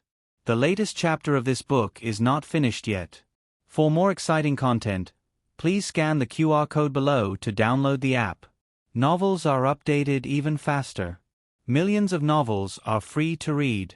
Novels with connotations that can't be found online are all available here. Consort Rui Wang's performance was so good that even Rui Wang's face was shining. The emperor called the third prince over and praised him. Rui Wang was overjoyed. Among all the princes, Rui Wang was actually the most inconspicuous one. In terms of uniqueness, he wasn't as special as his eldest brother, Prince Ning. In terms of nobility, he wasn't as valuable as his second brother, the Crown Prince. In terms of intelligence, he wasn't as smart as the fourth prince. In terms of appearance, he wasn't as good as the fifth prince. Since childhood, he had always been a prince who was easily overlooked. However, since the first day of the new year, he seemed to have started to get lucky. Go back and accompany your wife. Pregnancy is hard, the emperor said to Rui Wang. After that, he muttered a few more words. Who arranged for her to play the guqin? What happens when a pregnant person gets tired? Noble consort Zhuang smiled. It's this concubine's fault. This concubine won't do it again. Although the emperor didn't approve of letting the third prince's wife play the guqin while pregnant, he had to admit that if it weren't for today's performance, the Zhao state wouldn't have been able to gain face. Noble consort Zhuang also understood this point, so she decisively admitted it. As for the crown prince's wife's contribution, she didn't mention it at all. The crown prince's wife had unintentionally planted a willow in the shade. In terms of strategy, it was understandable that the crown prince's wife used consort Rui Wang to let the Liang state's musicians show off. This was a way to treat guests and also a way to protect their rights and interests. If the Liang state was happy, wouldn't the subsequent negotiations be easier? The only thing was that consort Rui Wang was wronged. However, as an imperial daughter-in-law, she still had to have the awareness of making sacrifices. However, no one expected that consort Rui Wang would take out a broken guqin. This was undoubtedly humiliating the other party. You want me to play the role of your wife? Alright, you're only worthy of my broken guqin. No one had expected this turn of events. However, an even bigger reversal was to come. The heart of the envoy from the state of Liang went up and down. What a wonderful welcome banquet! As for the Guqin suppressing the flute, only people like Consort Rui Wang and Wu Ming, who were proficient in music, understood. In the eyes of others, for the state of Zhao to come up with such an excellent piece, it must mean that the state of Liang was very important. What was a top-notch feast? This was it. After the banquet, Consort Rui Wang was escorted out by maid Su. The emperor had enjoyed himself to the fullest tonight, so it was inevitable that he would drink a bit too much. Rui Wang sent him back to his sleeping quarters first, and then went outside the palace gates to meet up with Consort Rui Wang. Just as she walked out of the Qilin Hall, a familiar voice called out to her, "Consort Rui Wang, please wait." Consort Rui Wang turned around. Female official Su, who was holding the zither case, also stopped in her tracks. It was John Doe. John Doe looked younger under the candlelight. Perhaps it was because he had just arrived, so it was inevitable that he would put on airs at the banquet. After leaving the banquet, he felt much more relaxed. He bowed to Consort Rui Wang. Among the 6 countries, the etiquette of the state of Liang and the state of Zhao was relatively similar. This might be because the state of Liang exported a lot of culture to the state of Zhao. Consort Rui Wang nodded slightly in return. "What can I do for you, Lord John Doe?" John Doe changed his arrogance before the ensemble and said politely, "Consort Rui Wang, you can call me John Doe." Consort Rui Wang nodded slightly. She heard it, but whether she would call him that was another matter. John Doe looked at the zither in female official Su's hands. "Can Consort Rui Wang sell this zither to me?" Consort Rui Wang was stunned by his sudden request. She looked him up and down and said, "I said, this is my friend's zither." How could she sell her friend's zither? Didn't this person even understand this truth? It was simply a rude request. John Doe understood that his request was unreasonable, but he really wanted this zither.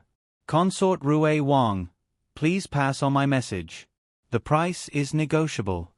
Consort Rui Wang looked at him as if he was an idiot and turned to leave. John Doe looked at her back. "Consort Rui Wang, I sincerely ask for the zither. Consort Rui Wang, please fulfill my request."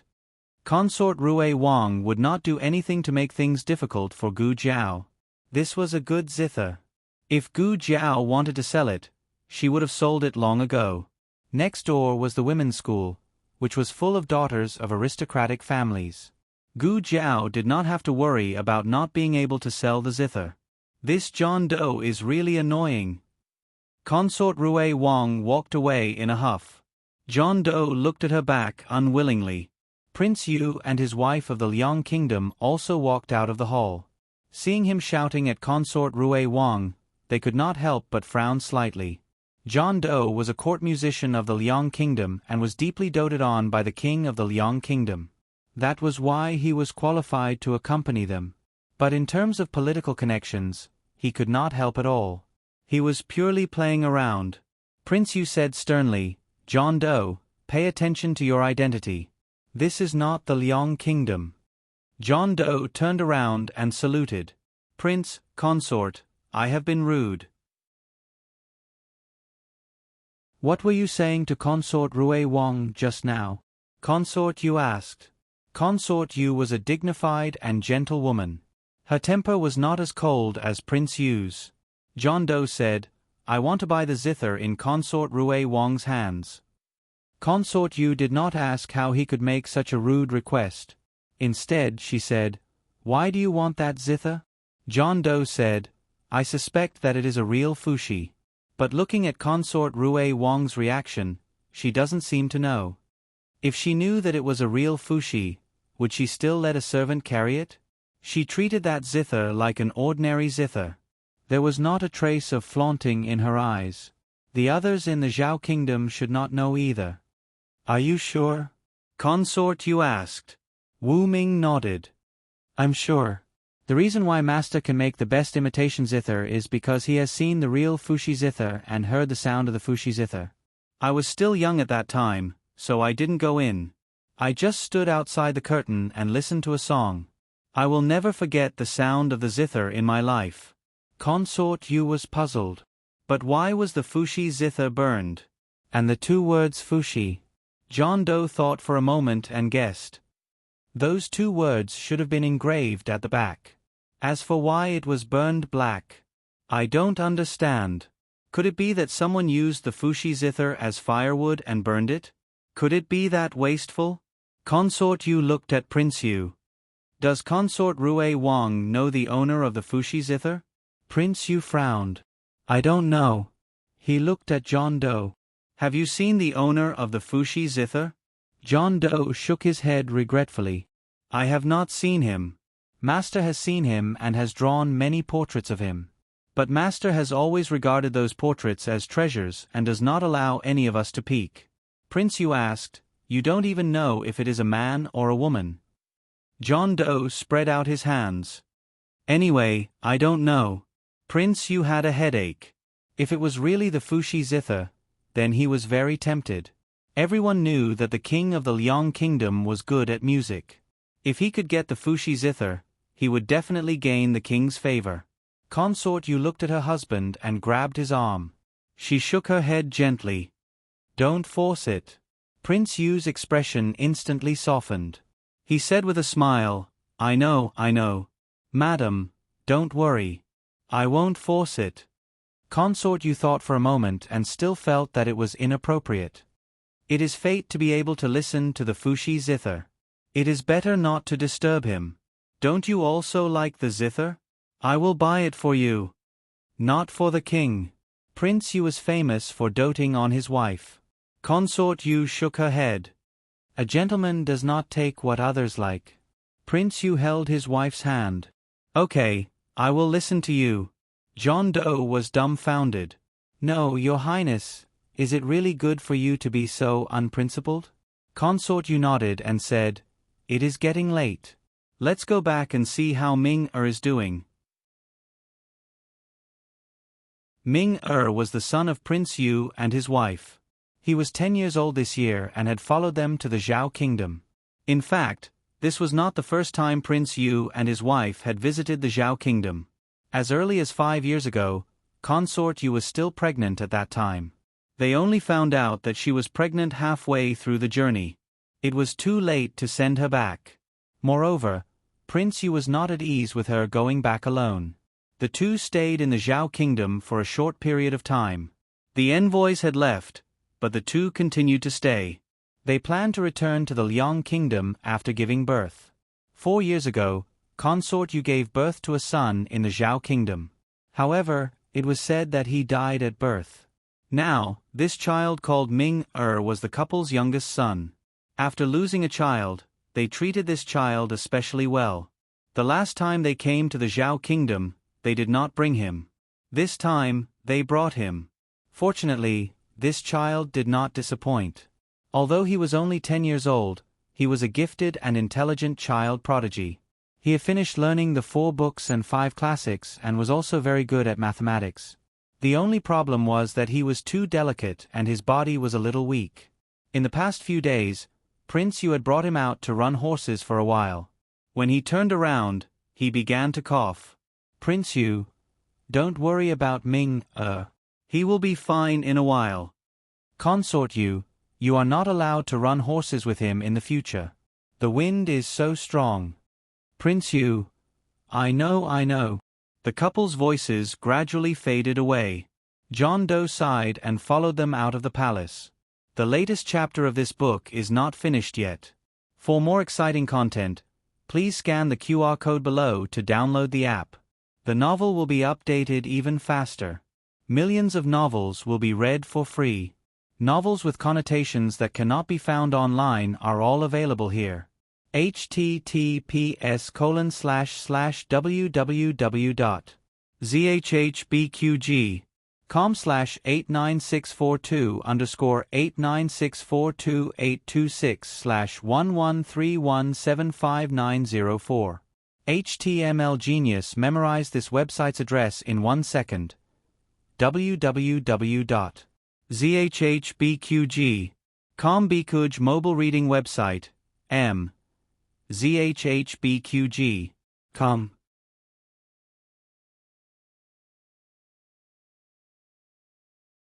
Chapter 237. The latest chapter of this book is not finished yet. For more exciting content, please scan the QR code below to download the app. The novel is more complete and updated faster. Millions of novels can be read for free. Novels with content that can't be found online can be found here. After the banquet, the Crown Princess also returned to the Eastern Palace. The Crown Prince's expression was somewhat gloomy. "Your Highness." The Crown Princess walked forward. "What are you thinking about?" The Crown Prince sighed. "The third prince has been in the limelight too much recently." Actually, it wasn't that the third prince was in the limelight too much, it was that he wasn't in the limelight enough. Rui Wang herself was nothing to be afraid of. She didn't have much ambition and only focused on following Prince Ning. However, the more the third prince was favored, the more attention Prince Ning would receive from the emperor. He was originally the eldest son, so he was different from the other princes. The emperor brought Prince Ning with him to Jiangnan and left him in the court to supervise the country. It seemed that he had benefited, but who could say that the emperor's heart wouldn't favor his eldest son along the way? The Crown Princess looked at him sincerely. "Don't worry, Your Highness. The envoy from the Liang Kingdom has arrived. This is a good opportunity for Your Highness to shine in front of Father. Your Highness will definitely win Father's favor more than anyone else." "I will help Your Highness." Rui Wang had originally planned to go to Gu Jiao after leaving the palace. However, it was already so late. She thought that Gu Jiao should have already gone back, so she decided to go find her during the day. Gu Jiao didn't know what had happened, but she was indeed not in the medical center. She was standing under the locust tree at the entrance of the Imperial College, quietly waiting for Xiao Lulang to finish school. The evening class was mainly for the teacher to answer questions and the students to study by themselves. If they had questions, they would go to the podium to ask the teacher. If they didn't have questions, they would work on their own in their seats. Now that the evening class was over, there were supervisors coming out of the Imperial College one after another. Many people were familiar with Gu Jiao. Gu Jiao was not shy about her appearance. She often sent little Jing Kong and Xiao Lulang to school. Little Jing Kong and Xiao Lulang were not shy about her appearance either. They generously let others know that she was their sister and wife. At first, when everyone saw Gu Jiao, they were just curious about her appearance. Occasionally, they would take a few more glances at her, but they would not take the initiative to greet her. However, as Xiao Liulong's reputation rose in the Imperial College, more and more people nodded to Gu Jiao in greeting. Gu Jiao clearly felt that her status had changed. This kind of change was not brought about by her treatment. It was because Xiao Lulang had made a name for himself in his studies that the Imperial College, these high and mighty geniuses of the Imperial College, were willing to take a proper look at her, a little peasant woman from the countryside. Although it was just a simple greeting, it transcended social class. How many people couldn't break through the class barrier above their heads in their entire lives? Therefore, in ancient times, studying was indeed the easiest way to change a person's fate. It was not that farming and business were bad, but for a carp to leap over the dragon's gate, it had to rely on studying. Classes have ended in Huixin Hall, but there are a few supervisors who are asking Xiao Huiyuan for advice. "You may have to wait a little longer." Seeing that Gu Jiao had been waiting for a long time, a supervisor kindly said to Gu Jiao, "Do you want me to inform Xiao Huan?" Gu Jiao politely said, "Thank you, I'm not in a hurry." "Then, I'll go first," the supervisor said and left. Gu Jiao continued to wait for Xiao Lulang. Xiao Lulang did not know that Gu Jiao was waiting for him outside. He was explaining to a few supervisors the key points that they did not understand in today's class. Some supervisors who were not from Huixin Hall also came to listen to him. The progress of each grade was different, but they could all understand what Xiao Lulang said. The seniors did not feel that it was too simple, and the juniors did not feel that it was too profound. They could all learn something. Xiao Lulang was not so good at the beginning. He had to tutor little Jing Kong, who knew everything, and also tutor Gu Yan and Gu Xiaoshun, who did not know anything in primary school. Gradually, he developed a powerful skill of making simple topics in-depth and complicated topics simple. The palace examination was approaching. Everyone's time was not enough. Everyone who participated in the palace examination was their opponent. At this juncture, no one was willing to help their classmates improve their grades. At first, Xiao Lulang only taught Lin Chengye and Feng Lin. Occasionally, their classmates would ask Xiao Lulang questions, and Xiao Lulang patiently answered them. Gradually, more and more people came to look for Xiao Lulang. Even the seniors from Huixin Hall came to ask him for advice. Xiao Lulang had an advantage. He did not have any selfish motives when he taught. He never worried that his disciples would starve to death. He did not put on airs. Of course, he was also good-looking. He was pleasing to the eye and had a pleasant voice. In short, more and more people came to listen to Xiao Liulang's lectures. Those who thought that he got to where he was today by luck were fewer and fewer. His knowledge, conduct, and character were all very admirable. Of course, he did not pay attention to everyone. There were female students who came to ask him for advice. They were rejected by him without any grace. Many of them cried on the spot and swore that they would never look for him again. Humph, what's there to be proud of for a poor boy from the countryside? They came to ask you for advice because they think highly of you. You really think you're a delicious cake. That's right. Even Royal Prince An is not as arrogant as you. Royal Prince An appeared in the medical hall more often recently. He was met by the daughters of the female school a few times. When someone asked him for advice, he would try his best to answer. If he could not answer, he would politely say that it was inconvenient. The two of them were ranked first in the spring imperial examination. It was inevitable that people would compare them. Look, this is how a son of an aristocratic family should be. Xiao Liulang's reputation in the capital was polarized. The supervisor of the Imperial College thought that he was approachable and did not hide anything. The female students scolded him as a little cripple who had not seen the world and did not know the immensity of heaven and earth just because he had some achievements. That's all for today. I should go home. Everyone should also go back and rest. Xiao Lulang finished talking about another important point and closed the book. Everyone knew that he had a little wife at home. He was afraid that his little wife would be anxious from waiting. Everyone was not selfish or tactless. Xiao Lulang was already giving them face by being willing to spend time talking to them. There was no reason to keep Xiao Lulang here. Brother Xiao, many thanks. Many thanks, Brother Xiao. Everyone thanked him. He was the youngest, so calling him brother was a form of respect. Xiao Lulang nodded and walked out of the Imperial College with his walking stick. He saw Gu Jiao and his eyes moved. He walked forward and said, "Why are you here? Have you been waiting for a long time?" "No, I just got here." Gu Jiao shook her head. Xiao Lulang looked at the small holes in the ground from her steps and pretended to believe her. He took her small basket and carried it on his back. If this was in his previous life, wouldn't he be carrying his girlfriend's backpack? He was not worried that people would laugh at him. Gu Jiao thought about it and felt quite happy. "Here." Xiao Lulang suddenly handed over something wrapped in craft paper. "What is it?" Gu Jiao took it and opened the layers of craft paper. She found a piece of jerky covered in syrup. Gu Jiao looked at him in a daze. "It's for you." Xiao Lulang looked straight ahead. "Don't you like to eat it?" The jerky was given to him by one of the supervisors in Haoxing Hall. This type of jerky covered in syrup was their family's secret recipe. They didn't do business and only ate it for the children. A few days ago, Xiao Lulang gave him a lecture. To express his gratitude, he gave Xiao Lulang a piece of jerky. Xiao Lulang took it back and gave it to Gu Jiao. Gu Jiao gave it to her great-aunt and 3 younger brothers. She only tasted a small bite of the syrup and meat stuck on the craft paper. "Oh, why is it so delicious?" Gu Jiao, who didn't have much interest in food, was stunned by the taste.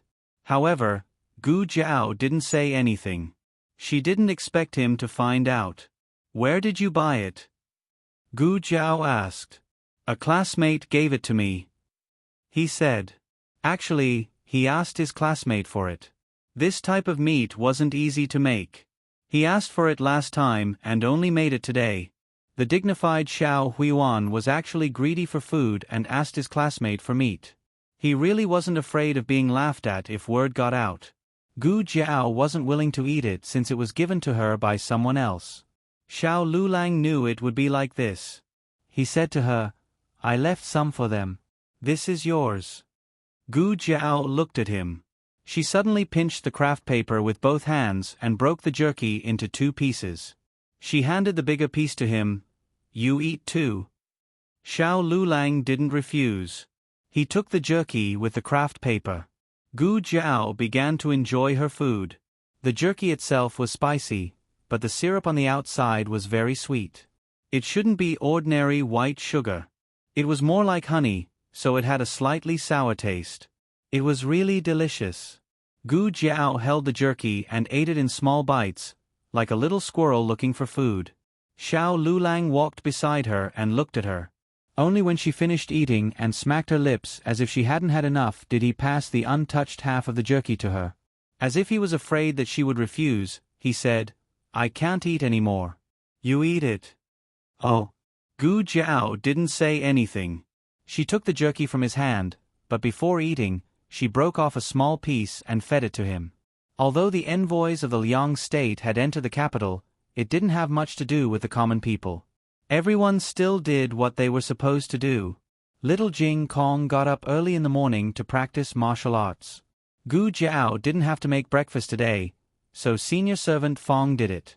Gu Jiao accompanied little Jing Kong to practice the basics for a while. When she wiped the little guy's sweat, Gu Jiao asked the question in her heart, "Why do you always practice these things?" Little Jing Kong tilted his head and said, "I only know how to do these." Gu Jiao.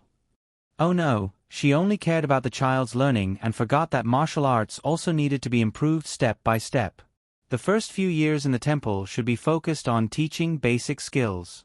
Once the basic skills were solid, they would slowly teach some fist techniques and martial arts routines. Little Jing Kong left the mountain early, so he didn't have time to learn martial arts. Gu Jiao knew a bit of Tai Chi and 5 animal frolics, but she wasn't proficient in them. In her previous life, she only knew how to kill and steal from people, so it wasn't suitable to teach them to children. It seemed that she had to find a martial arts teacher for the little guy. The first person that came to Gu Jiao's mind was Gu Chengfeng. Recently, she had exploited him a lot, so it was easier for her to think of him. However, that guy was a thief. What if he taught little Jing Kong to be a thief if she wasn't careful? The image of little Jing Kong wearing a mask and acting as a ninja thief flashed through Gu Jiao's mind. She decisively shook her head. Gu Jiao then thought of Gu Chongqing. Gu Chongqing was a good person, but he was too busy. He was in the military camp all year round, so it was rare to see him. Gu Jiao secretly kept this in mind. After breakfast, Xiao Lulang and little Jing Kong went to school at the Imperial College. Gu Yen and Gu Xiaoshun went to school at the Qinghe Academy. Gu Jiao went to the medical center. Not long after she arrived at the medical center, concubine Rui Wang came. She was holding the zither case in her hands. In fact, she knew that the zither was very precious after she played it yesterday. The reason why she didn't show it in public was that she didn't want to attract too much attention. The two of them went to Gu Jiao's courtyard. Concubine Rui Wang told her that she took the wrong zither. "My little eunuch didn't do his job well." "I'm sorry." Gu Jiao already understood what happened. She shook her head. "It's my negligence. Little Zhongli was a child after all. She should have checked the zither case." Concubine Rui Wang held Gu Jiao's hand. "Then I really should thank you for your negligence. If it wasn't for your zither yesterday, I would have been a duet." Concubine Rui Wang was also competitive, especially when it came to music. She was not willing to be a duet. Wen Lin Lang must have known this, so she didn't tell me in advance. I was going to play with someone. And musician Xie, why did he suddenly fall and hurt himself? I think she didn't want musician Xie to play. She had already asked around. Musician Xie was not injured. Humph. She wants to sacrifice me to please the envoys from the Liang kingdom. After Rui Wang returned home last night, she had already comforted concubine Rui Wang. She said that from a diplomatic point of view, the crown princess made the right move. It was just that concubine Rui Wang was wronged. A princess could marry into a distant country for the sake of the relationship between the two kingdoms.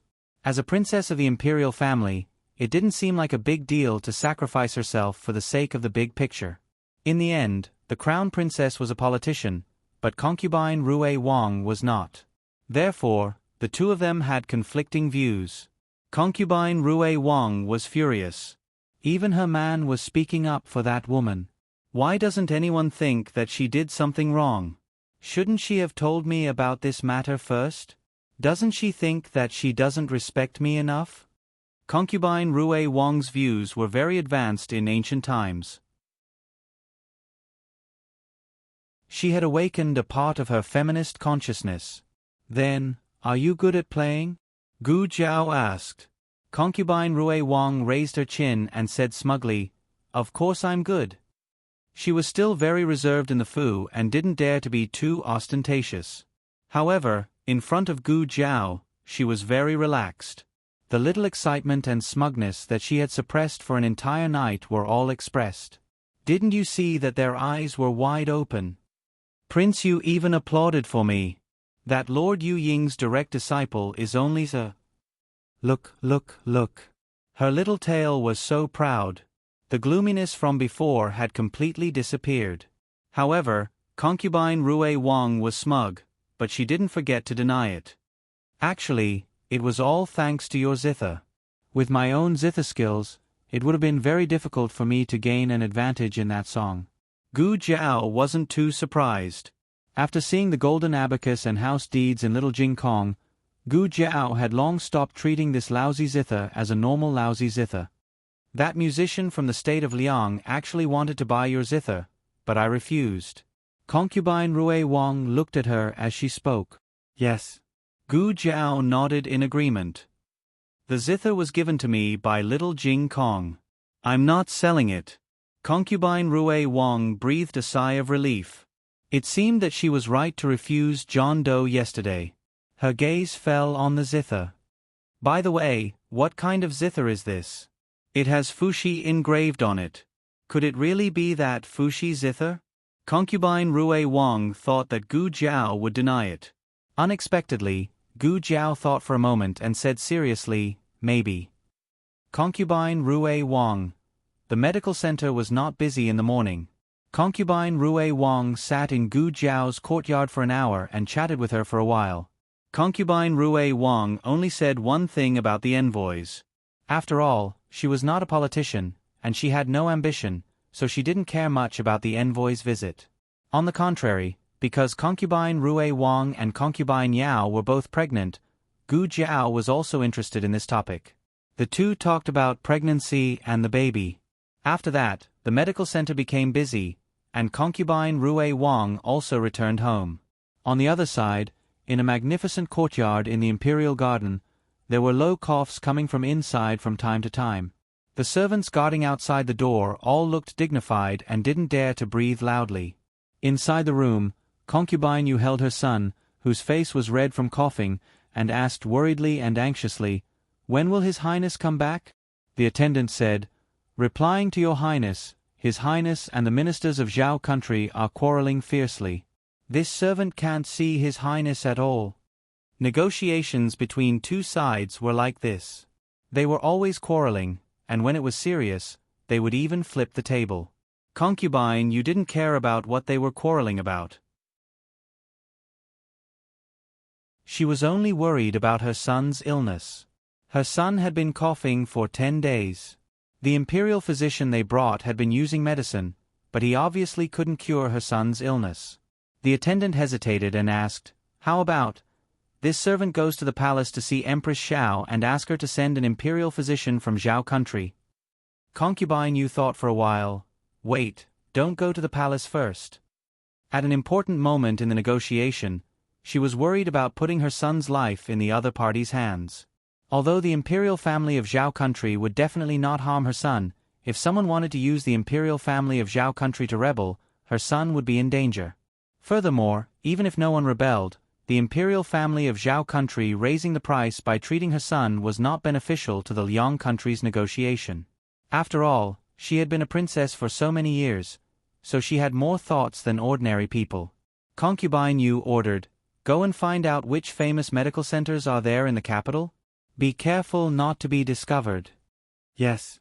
The attendant changed into the clothes of an ordinary manservant and left the garden without being noticed. 2 hours later, he returned.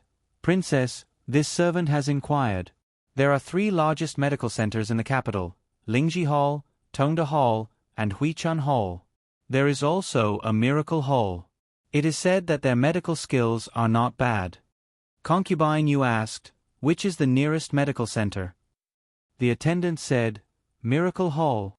The latest chapter of this book is not finished yet. For more exciting content, please scan the QR code below to download the app. Novels are updated faster. Millions of novels are free to read. Novels with connotations that can't be found online are all available here. https://www.zhbqg.com/89642_8964282671131729774. HTML Genius memorized this website's address in a second. www.zhbqg.com Biku Gu mobile reading website, zhbqg.com.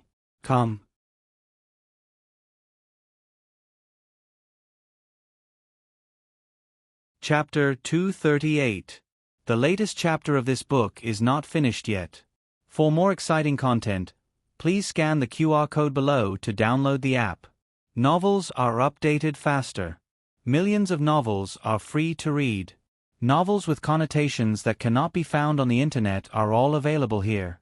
Zhang She's recovery was a pleasant surprise. Gu Jiao prepared to perform the last operation on him. This was only a minor operation. After that, he could rest in peace and did not need to be operated on again. Gu Jiao had just put on sterile gloves when Princess Yu brought her son to the door. In order to hide her identity, Princess Yu wore the dress of an ordinary noblewoman. She only wore 2 or 3 pearl hairpins on her head. But even so, those 2 or 3 hairpins were extremely precious in the eyes of the common people. The second boss personally received her. The second boss had good eyesight. This madam's complexion was rosy and did not seem to be ill at all.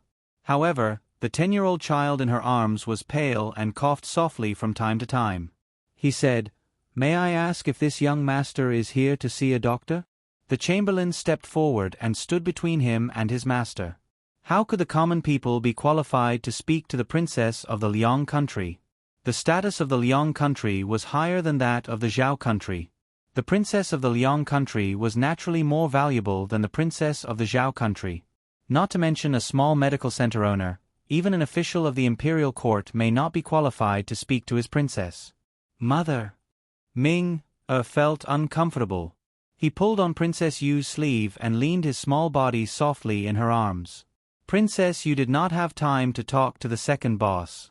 She touched her son's forehead to comfort him. "Don't be afraid. We are at the medical center. There will be a doctor to treat you soon." The second boss touched his nose embarrassedly. It seemed that the other party was not easy to get along with. After opening the medical center for so many years, he had seen countless people. He had seen all kinds of people.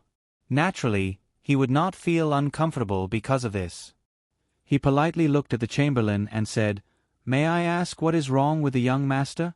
Tell me the symptoms so that I can recommend a suitable doctor for the young master." "Who is the most skilled doctor here?" the chamberlain asked bluntly. "That must be his Xiao Gu." But his Xiao Gu was performing an operation on Zhang Shi and could not come. What's more, the child's illness was not an emergency. The second boss thought for a while and called Dr. Song over. "Song Dafu, you check this little Gongzi." Dr. Song said to Princess Yu and her son, "Please come inside." "You're the best doctor in the clinic?" The servant looked at him suspiciously. You don't look very old. You're only 20 years old, right? You can't even afford to hire an experienced doctor. How did the reputation of your medical center come about? In the eyes of ordinary people, a doctor's medical skills were often linked to his age. The older he was, the more experience he had. However, those who had seen Gu Jiao knew that this was not absolute. Gu Jiao was the youngest doctor in the clinic, but no one doubted her medical skills. Dr. Song didn't want to argue with the patient right now, but he was not as tactful as the second boss, so he said, I usually treat children, so I have a lot of experience in this area. But in terms of medical skills, I'm indeed not ranked as the most skilled doctor. But Miss Gu is busy now. If you're not in a hurry, you can wait in the lobby. The chamberlain was about to get angry when he heard this. Even the Liang country's emperor didn't dare to neglect my princess. You're just a small doctor. I think you're too arrogant. You're dismissed. Princess, you said. The chamberlain. Yes. How long will that person take? Princess, you asked Dr. Song. Dr. Song said, soon, it's a small operation. It'll be done soon. Princess, you nodded, okay, I'll wait. The chamberlain whispered, Princess, you gave him a look that told him to shut up. The chamberlain didn't say anything. Gu Jiao didn't let Princess Yu wait for too long. She came out in a quarter and a half. When Princess Yu saw that it was a 15-year-old girl, she realized that the doctor had indeed said Miss Gu and not Dr. Gu. But she was a little too young. Gu Jiao was used to this kind of questioning gaze. She calmly brought the person into the consultation room. She first checked the child's pulse, then took out a clean tongue depressor from the jar on the table. Open your mouth. Ming had never been examined like this before and was a little scared. Princess Yu also looked at Gu Jiao strangely. Gu Jiao said, this won't hurt. I have to press your tongue to see your throat. Hearing this, Princess Yu was relieved. Be good, listen to the doctor. Gu Jiao didn't like to be used with tongue depressors when she was young. Too much pressure would make her feel uncomfortable. Her movements were quick and gentle. Before Ming could feel uncomfortable, she had already taken out the tongue depressor. The tonsils were a little red and swollen. Gu Jiao took out the stethoscope and hung it on her ear. Undress. Princess Yu had never seen such a strange thing and examination method, but she just thought that it was an original invention of the clinic and didn't think much of it. She went to undress her son, but her son grabbed her wrist. Men and women should not touch each other.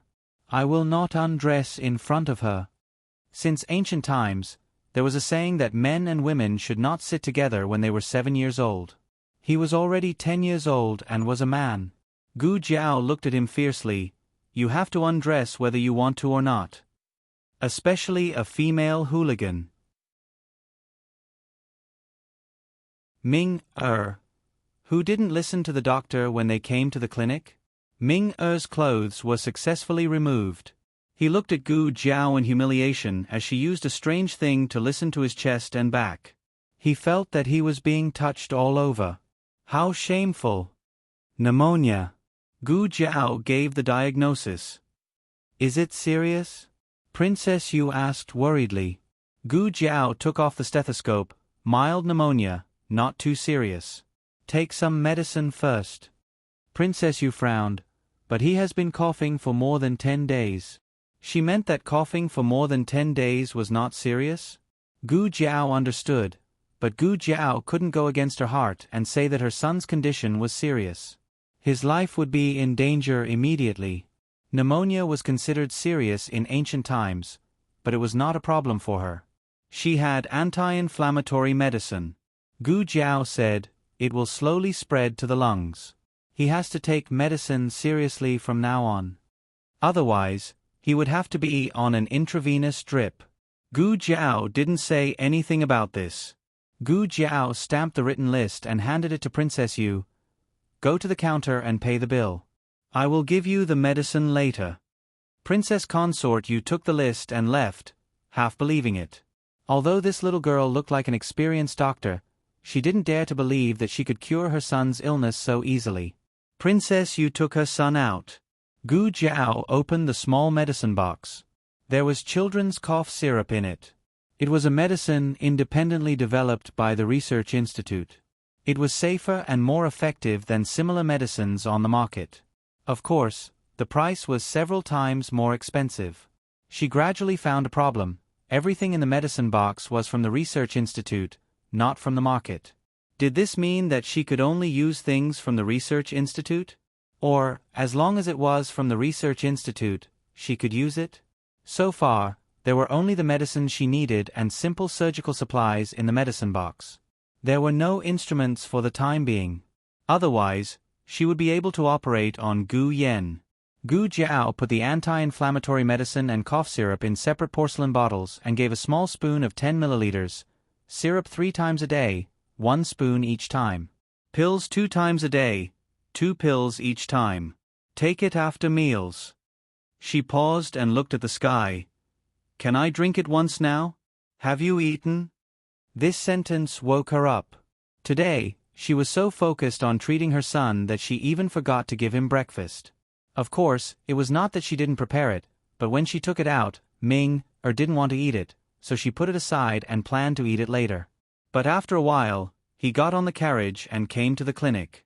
It was almost noon now, but the child didn't drink a sip of water. Princess Yu looked at her son guiltily. Are you hungry? It's all my fault. I forgot that you didn't eat breakfast. Ming was sick and had a bad appetite, so he didn't feel hungry. But Princess Yu didn't want to delay and canceled the idea of going back immediately. There would be no one there. At this time, Prince Yu must be quarreling with the ministers of Zhao country in the palace. Princess Yu brought her son back to the side room of the clinic and ordered the servants to buy some delicious snacks. When she learned that there was a chef in the clinic, she gave the chef money to prepare some food. After eating, Ming drank the medicine and fell asleep. Princess Yu didn't disturb him and let him sleep. Unknowingly, it was afternoon. After the elementary school of the Imperial College, Lu Quan went to pick up little Jing Kong and sent him to the clinic. After that, Lu Quan went to the Qinghe Academy to pick up Gu Yen and Gu Xiaoshun to learn from Master Lu. Little Jing Kong squatted on the sand in the backyard of the clinic and taught little Zhang Li how to write with a bamboo stick. Zhang, this is your Zhang, and this is Li. Then how do you write my brother's name? Zhang is the same as you. Sure is like this. Little Jing Kong wrote a big sure on the sand. There was no sand in the backyard. Little Jing Kong wanted to play, so Gu Jiao got a pile of sand for him. Little Zhang Li wrote his brother's name seriously. His brother's name was easy and he wrote it quickly, but hers was difficult. Little Jing Kong was a smart child, but he was not an experienced teacher. Although he often checked Gu Yen and Gu Xiaoshun's homework, he always became angry halfway through teaching. It was the same for teaching little Zhang Li. Little Zhang Li could never learn, so he became a little pufferfish again. He was a gentlemanly pufferfish. He could not get angry at the little girl, so he could only sulk behind a big tree. Ah! I'm so anxious. Princess Yu went to the kitchen. On the way back to the room, she saw a little bean under the big tree baring his fangs and brandishing his claws. That little bean was very cute. His little head was round, his face was red, his eyes were black and bright, and his eyelashes were long and curly. The way he waved his little fists was really amusing. Princess Yu's heart trembled when she saw how cute he was. Digression. It's the last day of the double event. Don't waste your monthly votes. The latest chapter of this book is not finished yet. For more exciting content, please scan the QR code below to download the app. Novels are updated faster and more complete. Millions of novels are free to read. You can find all the novels that you can't find online. https://www.zhbqg.com/89642_826/113149480. HTML Genius memorized the website address in 1 second. www.zhbqg.com Biku Gu mobile reading website, M. ZHHBQG. Come.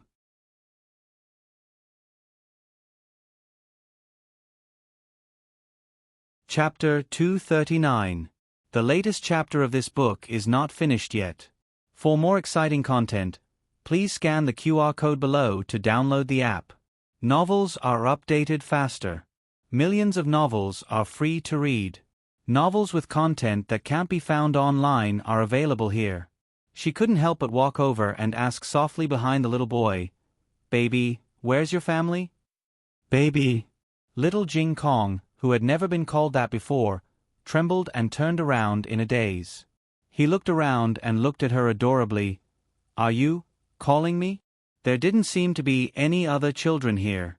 "But baby." "Oh, so embarrassing. He's already 4 years old." Little Jing Kong's little face suddenly turned red, and he became even more adorable. Princess Yu's heart softened. She squatted down in front of little Jing Kong and looked at him at eye level. "Are you alone? Where's your family?" Little Jing Kong tilted his head and said, "My family is busy." Princess Yu was stunned by his cuteness. "You're from the medical center?" Little Jing Kong thought for a while and nodded with his hands behind his back. Little Jing Kong was wearing the Imperial College's uniform and cap. He looked like a mini official, but his hair was a little short. Rumble, Little Jing Kong's stomach growled. He lowered his head and looked at his little belly with resentment. Why was he growling at this time? Did he not want to lose face? Princess Yu chuckled and put the food box on a stone. She opened the box and took out a small plate of crab cake for him. "Here." This was crab cake bought from outside. It was a little cold, so she took it to the kitchen to heat it up. This kind of thing could be done by the servants, but she had been cooped up in her room for the whole afternoon and wanted to go out for a walk. Little Jing Kong looked at the yellow dessert and swallowed his saliva. He sighed and said, "Thank you, but I can't eat meat." Little Jing Kong had seen Su Zhou and Chu Yu eat the crab cake, so he knew there was meat inside. Even if there was no meat, most desserts would use lard for texture. Gu Jiao had told him about this, so little Jing Kong usually didn't eat outside. Princess Yu was stunned. "Why can't I eat meat?" The little fellow was too embarrassed to admit that he was dizzy. He thought for a moment and said, "Maybe it's because I used to be a monk?" Princess Yu was even more puzzled. Such a cute little fellow had actually become a monk? Was that why his hair was so short? Princess Yu looked at his little head again and asked gently, "When did you become a monk?" Little Jing Kong said honestly, "I was very young. Master said that I was born in a temple. I grew up in a temple, so I became a monk." Princess Yu asked again, "Then why didn't your parents bring you down the mountain?" Little Jing Kong shook his head. "I don't have parents." "No, I have parents now.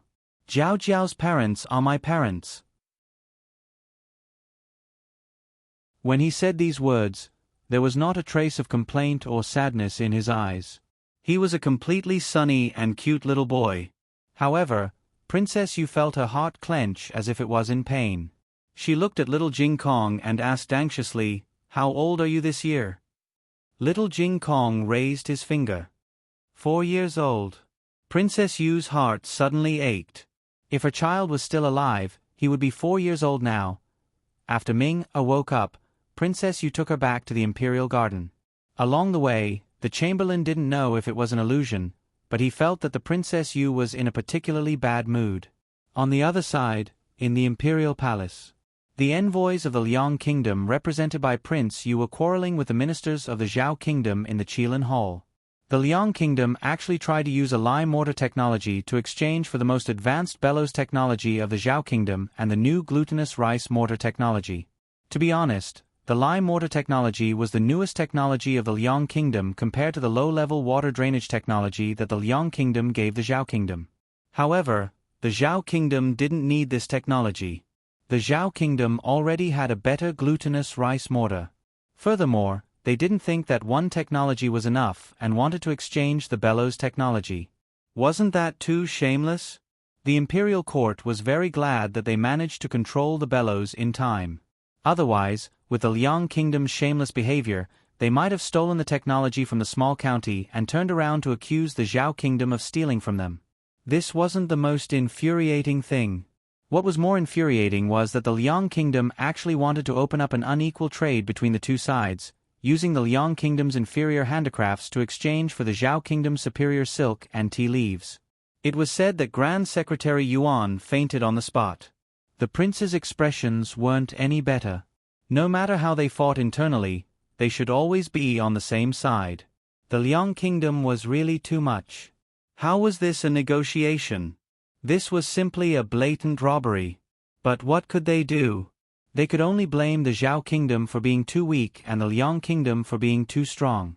After arguing for a whole day, both sides' officials were fuming with anger. Only Prince Yu was leisurely and didn't seem to be affected at all. It was as if he was very confident in the negotiation. It's getting late. Everyone should go back first and think about it for a night. There's no rush. In any case, this prince will stay in the capital for a few days. The Zhao kingdom's officials were so angry that they couldn't roll their eyes. Of course you're not in a rush. You're here to slaughter a fat sheep. In any case, you're not afraid of not being able to slaughter it. Prince Yu didn't care about how everyone's faces were as black as charcoal. He walked out of the palace with a smile. The crown prince and Ning Wang looked at each other and saw the sparks in each other's eyes. This negotiation was very important.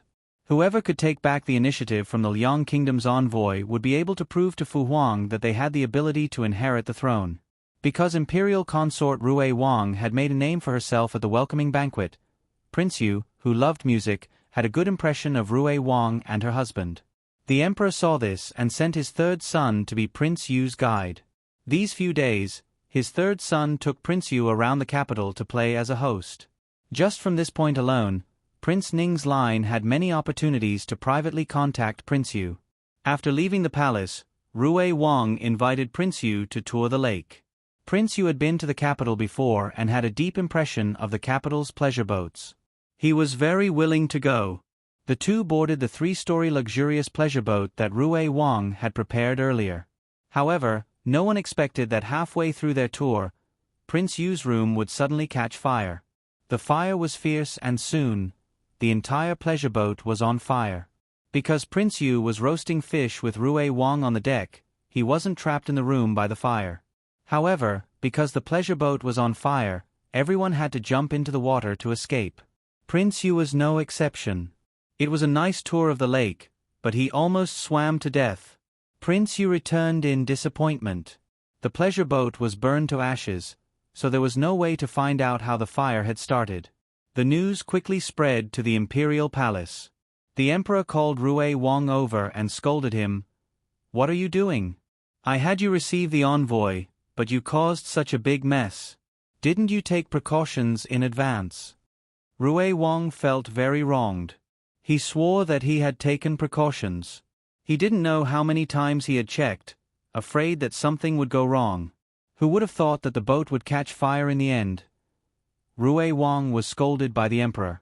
When he came out of the imperial study, he met Ning Wang, who had been waiting for him outside the imperial palace. Ning Wang asked worriedly, "Third brother, are you okay?" Rui Wang said with red eyes, "I'm fine. It's just I messed up." Father said, "I don't need to worry about the envoy. He told me to go kneel in the hall of prayer for years." Ning Wang patted his shoulder and said with relief, "It's best that you're fine. Big brother will kneel with you." Ning Wang accompanied Rui Wang to kneel on the stone path of the hall of prayer for years. The hall of prayer for years was where the emperor reflected. If a prince made a mistake, he would only kneel in the imperial study. Kneeling in the hall of prayer for years meant that the matter was very serious, and the emperor did not plan on forgiving it easily. Rui Wang hurriedly shook his head. "Big brother, this matter has nothing to do with you. I didn't do it well." Ning Wang looked at him and said, "You are my younger brother. You made a mistake. As your big brother, I didn't teach you well." Ning Wang and Rui Wang were punished to kneel together. The emperor did not say anything. Everyone knew Ning Wang's temper. He was the most protective of his younger brothers. The emperor sighed. The crown princess has been to the Liang kingdom and has a certain understanding of the envoys. Leave the reception to her and the second prince. The crown prince received the order in the face of danger and went to the imperial garden with the crown princess to check on Prince Yu's situation. Prince Yu was actually fine. The fire started in the side room. He was on the deck and jumped into the lake early. He came back to change his clothes and was fine. He did not want Princess Yu to worry and planned to play it down. When he entered the room, he found that his Princess Yu's expression was not right. Ming slept too much in the afternoon and went to play in the garden. Princess Yu sat alone in front of the window with a dull look in her eyes. "Madam, what's wrong?" Prince Yu walked over nervously. "Has Ming-er's condition worsened?" Princess Yu turned around. Only then did Prince Yu realize that her eyes were red and swollen, as if she had cried. He hurriedly said, "Madam, what happened?" Tears appeared in Prince Yu's dry eyes again. "Your Highness, do you think that child? Could it be that she is not dead?" Prince Yu was stunned for a moment before he understood who she was talking about. Prince Yu had 2 sons and 1 daughter, but they were not his own flesh and blood. They were the children of his brother. His brother died in battle and his sister-in-law died of illness. He adopted his 3 nephews and nieces under his name. Ming-er was the youngest and was not even a month old when she came to their family. Ming-er was pregnant when she was 4 years old. So strictly speaking, the child who died early was their only flesh and blood. The latest chapter of this book is not finished yet. For more exciting content, please scan the QR code below to download the app. Novels are updated at a faster rate. Millions of novels are free to read. Novels with connotations that cannot be found online are all available here. https://www.zhbqg.com/89642-82642-826/113146788. HTML Genius memorized this website's address in 1 second. www.zhbqg.com Biku Gu mobile reading website, zhbqg.com.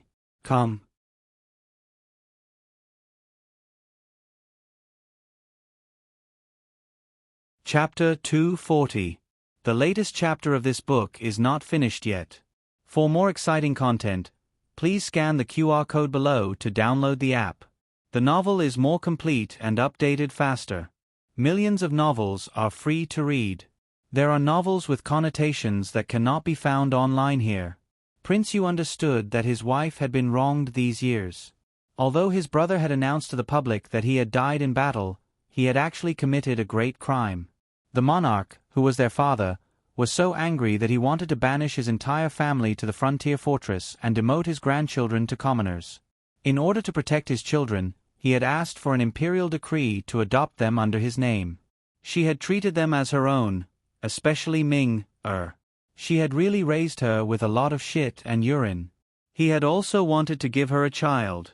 Unfortunately, they were unlucky. They had finally gotten pregnant, but unfortunately, they had died. He knew that she had never recovered from the pain of losing her son. Prince Yu and his wife were talking when an eunuch came to report, "The Crown Prince and Crown Princess of Zhao country have come to visit." Only then did Princess Yu look at Prince Yu with a puzzled expression. "Why are they here? Visit what? About Ming-er's illness? But I did not say Ming-er was sick. Could it be that the news had leaked when she went out to treat her illness today? It's not Ming-er, it's me."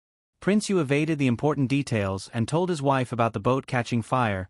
The boat caught fire, but everyone is fine. Princess Yu was still afraid that she had been targeted. This was not a good feeling.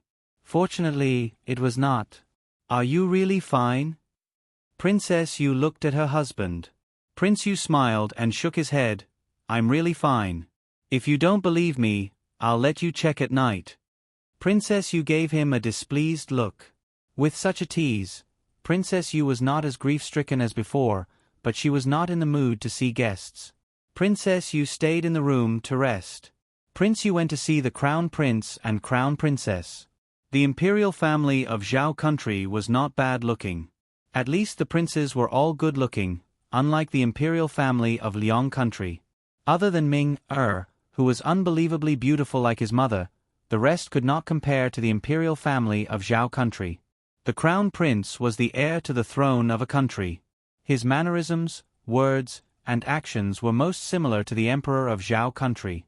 There was also a sense of maturity in his youth, but he did not lose his scholarly elegance. Actually, at the very beginning, Prince Yu had the intention of marrying his daughter to the crown prince of Zhao country. When he came to Zhao country 5 years ago, he had seen the crown prince and felt that this child was not bad. The age was also suitable, and it just so happened that the two countries had plans for a marriage alliance at the time of the monarch. However, after the death of his youngest son, he was no longer in the mood and this matter was delayed. When he came to arrange his daughter's marriage, he heard that the crown prince of Zhao country had already been betrothed by the emperor. In the end, the two countries did not have a marriage alliance. This did not affect the country of Liang much. After all, the country of Liang was superior. In comparison, the country of Zhao needed the country of Liang more. The crown prince, his wife, and Prince Yu were seated in the reception pavilion. The crown prince brought along an imperial physician and had the imperial physician take Prince Yu's pulse. Prince Yu waved his hand. "No need, this prince is fine." The crown prince said guiltily, "This time, it was third brother's negligence that almost caused a disaster. Fortunately, Prince Yu is fine." "Heh, your third brother's negligence?" Prince Yu pretended not to know that the crown prince's line and King Ning's line were in a mess. He took a sip of tea and did not speak. The crown prince originally planned to get close to Prince Yu. After all, the crown princess had been to the country of Liang and met Prince Yu. However, Prince Yu did not have much interest in the crown princess at all. The main reason was that he really did not have any impression of the crown princess. Back then, the crown princess followed the envoys to the country of Liang because her teacher, Zhuang Xianji, was one of the envoys. The second reason was that she was a talented girl of the country of Zhao, and the country of Zhao was counting on her to win glory for the country. However, the status of the country of Zhao was too low. At that time, the envoys to the country of Liang were also from the Jin and Yan countries, both of which were superior countries. They did not need to prepare any geniuses, and the glory was theirs. The crown princess could not use her fists and feet. She could only watch as the two fools from the Jin and Yan countries messed up the questions that she knew how to solve. She did not even have the chance to pick up a pen. 10 years ago, Wan Linlang was only an 11-year-old girl. She couldn't be expected to dress up so beautifully at that age that it would be unforgettable. Now, she was really so beautiful that it was suffocating. Unfortunately, Prince Yu was not lustful either. The scene was awkward, and the crown prince braced himself to chat awkwardly. A child's voice came from the courtyard, and the crown princess suddenly said, "Is the young master outside?" Prince Yu nodded. "Yes, it's my son." The crown princess smiled. "I'll go accompany the young master." Prince Yu doted on his son, and this was one of his weaknesses. He did not object to the crown princess's words. The crown princess went to the courtyard. Ming was playing on the swing alone in the courtyard. She was not like this a few days ago and was very listless. Gu Jiao's medicine must have taken effect. The child did not know how to pretend and began to play around when she was comfortable. However, even when she was playing, Ming was quieter than ordinary children. Qin Chuyu, on the other hand, wouldn't sit quietly on the swing. He would either climb onto the pole or curl up on a rope like a monkey. Ming The crown princess came to his side and called him softly. Ming turned her head strangely. "Who are you?" The servants and palace maids bowed to the crown princess. The crown princess smiled. "My surname is Wan. You can call me Sister Wan. Do you like to play on the swing? Or do you want to play something else?" "There's nothing here," Ming muttered. The crown princess smiled and reached out her hand. There was a crystal-clear bead in her palm. "This is for you." Ming hesitated and reached out to take it. However, the moment he was about to touch the bead, The crown princess clenched her hand. When she opened it again, the bead turned into a red flower. Ming-er's eyes widened. The crown princess threw the red flower up and a miracle happened.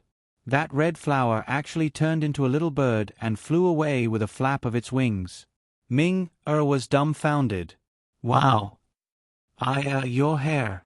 The crown princess reached out to stroke Ming-er's hair.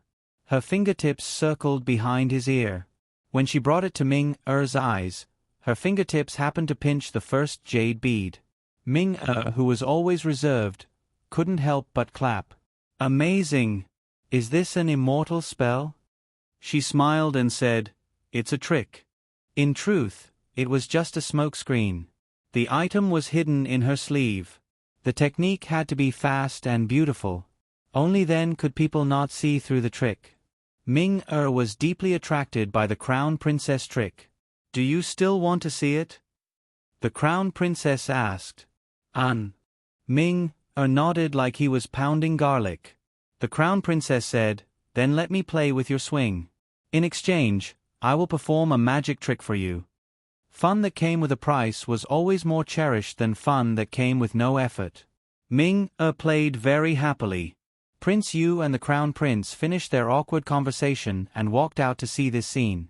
A look of surprise flashed through their eyes. Prince Yu was surprised because Ming-er was not an easy child to get close to. He was naturally intelligent and had seen a lot. Normal people could not attract him. The crown prince was surprised because he had never seen such a childlike Wan Linlang. She was always dignified and reserved in front of him. She did not overstep her boundaries, but she also lacked some spirit. But he found that when she was coaxing the child, she also smiled like a child. It was as though he saw the Linlang from many years ago with Aheng. It was getting late. The crown prince and his wife bid farewell to father and son. "Sister Wan, are you also coming to play tomorrow?" Ming-er called out to the crown princess. The crown princess looked at Prince Yu, then looked at Ming-er, gently saying, "I can't leave the palace tomorrow. If you want, you can come to the Eastern Palace to look for me." Ming-er knew that entering the palace was a big matter, thus she looked up at her lord father with an expression that said, "If you don't let me go, you're not a good lord father." Prince Yu cleared his throat and said, "If you want to go out to play, you need to ask your mother. If your mother agrees, you can go." Leaving the imperial family's gardens, the crown prince and the crown princess sat in a carriage returning to the palace. The crown princess in the carriage returned to her former dignified and reserved self. The crown prince sighed. The crown princess looked at him. "What is your highness thinking?" The crown prince said truthfully, "This monarch is thinking, did you also coax Aheng like this in the past?"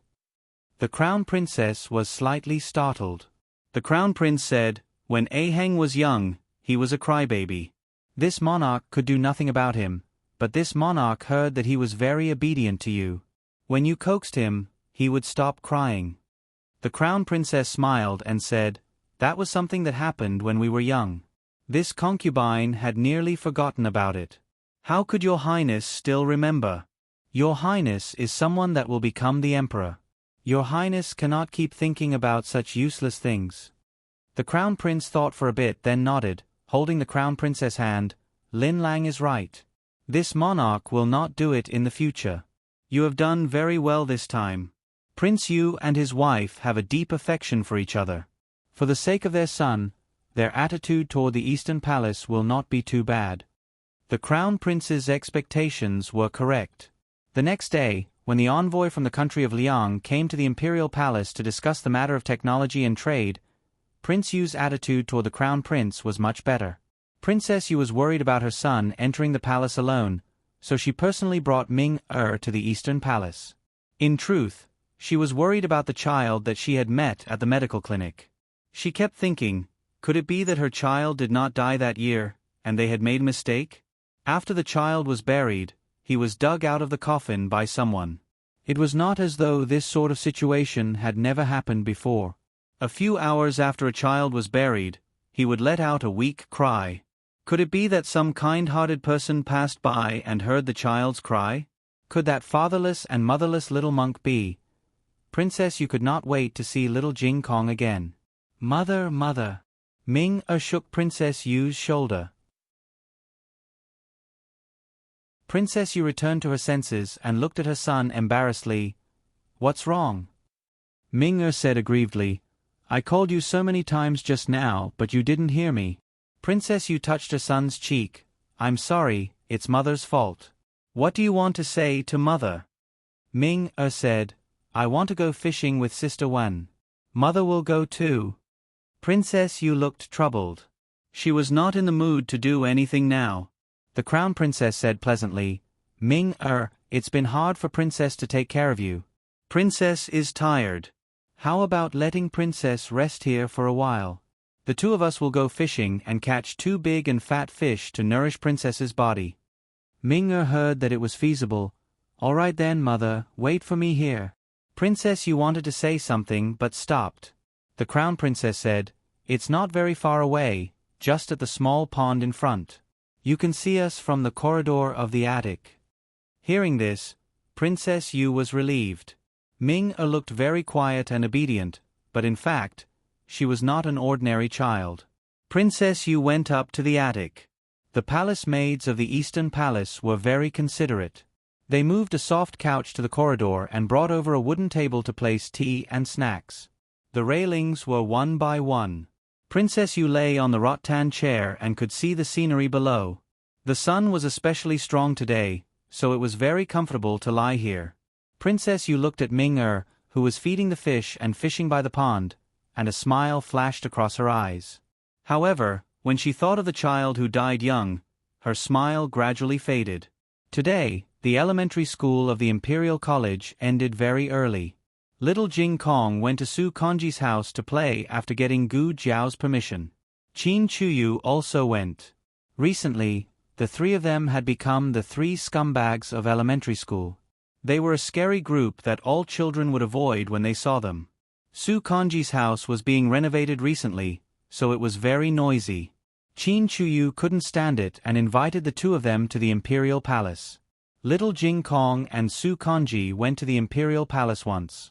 When they came back, Su Kanji showed off to his father and grandfather about what he saw and did, which made his father and grandfather envious. This time, they didn't say anything and let him go. Little Jing Kong didn't have time to inform Jiao Jiao, so he planned to act first and report later. After all, it was just a game, so it didn't matter where they played. The 3 of them went to the Imperial Palace. Qin Chuyu's eunuch already knew what to do. He brought the little master and his little classmate into the Imperial Palace safely. The arrival of the Liang State's envoy didn't affect them much, but they weren't allowed to use the small bucket to paste the wall. The 3 of them had enough and didn't want to use it anymore. Qin Chuyu suddenly said, Let's go feed the fish. A few days ago, the Eastern Palace bought a lot of koi fish. They are very fat. Little Jing Kong was a little sad when he mentioned this. Because the piranha that Su Kanji gave him was eaten by Little Nine, this was a very sad story. Su Kanji didn't mind at all and even comforted him. You raised them for so long before eating them? Mine was eaten by the cat at home the next day. Little Jing Kong. Okay, Little Jing Kong felt less sad when he thought about how the fish lived in his house for a long time. The 3 of them went to the small pond in the Eastern Palace. At this time, the Crown Princess and Ming-er were also at the small pond.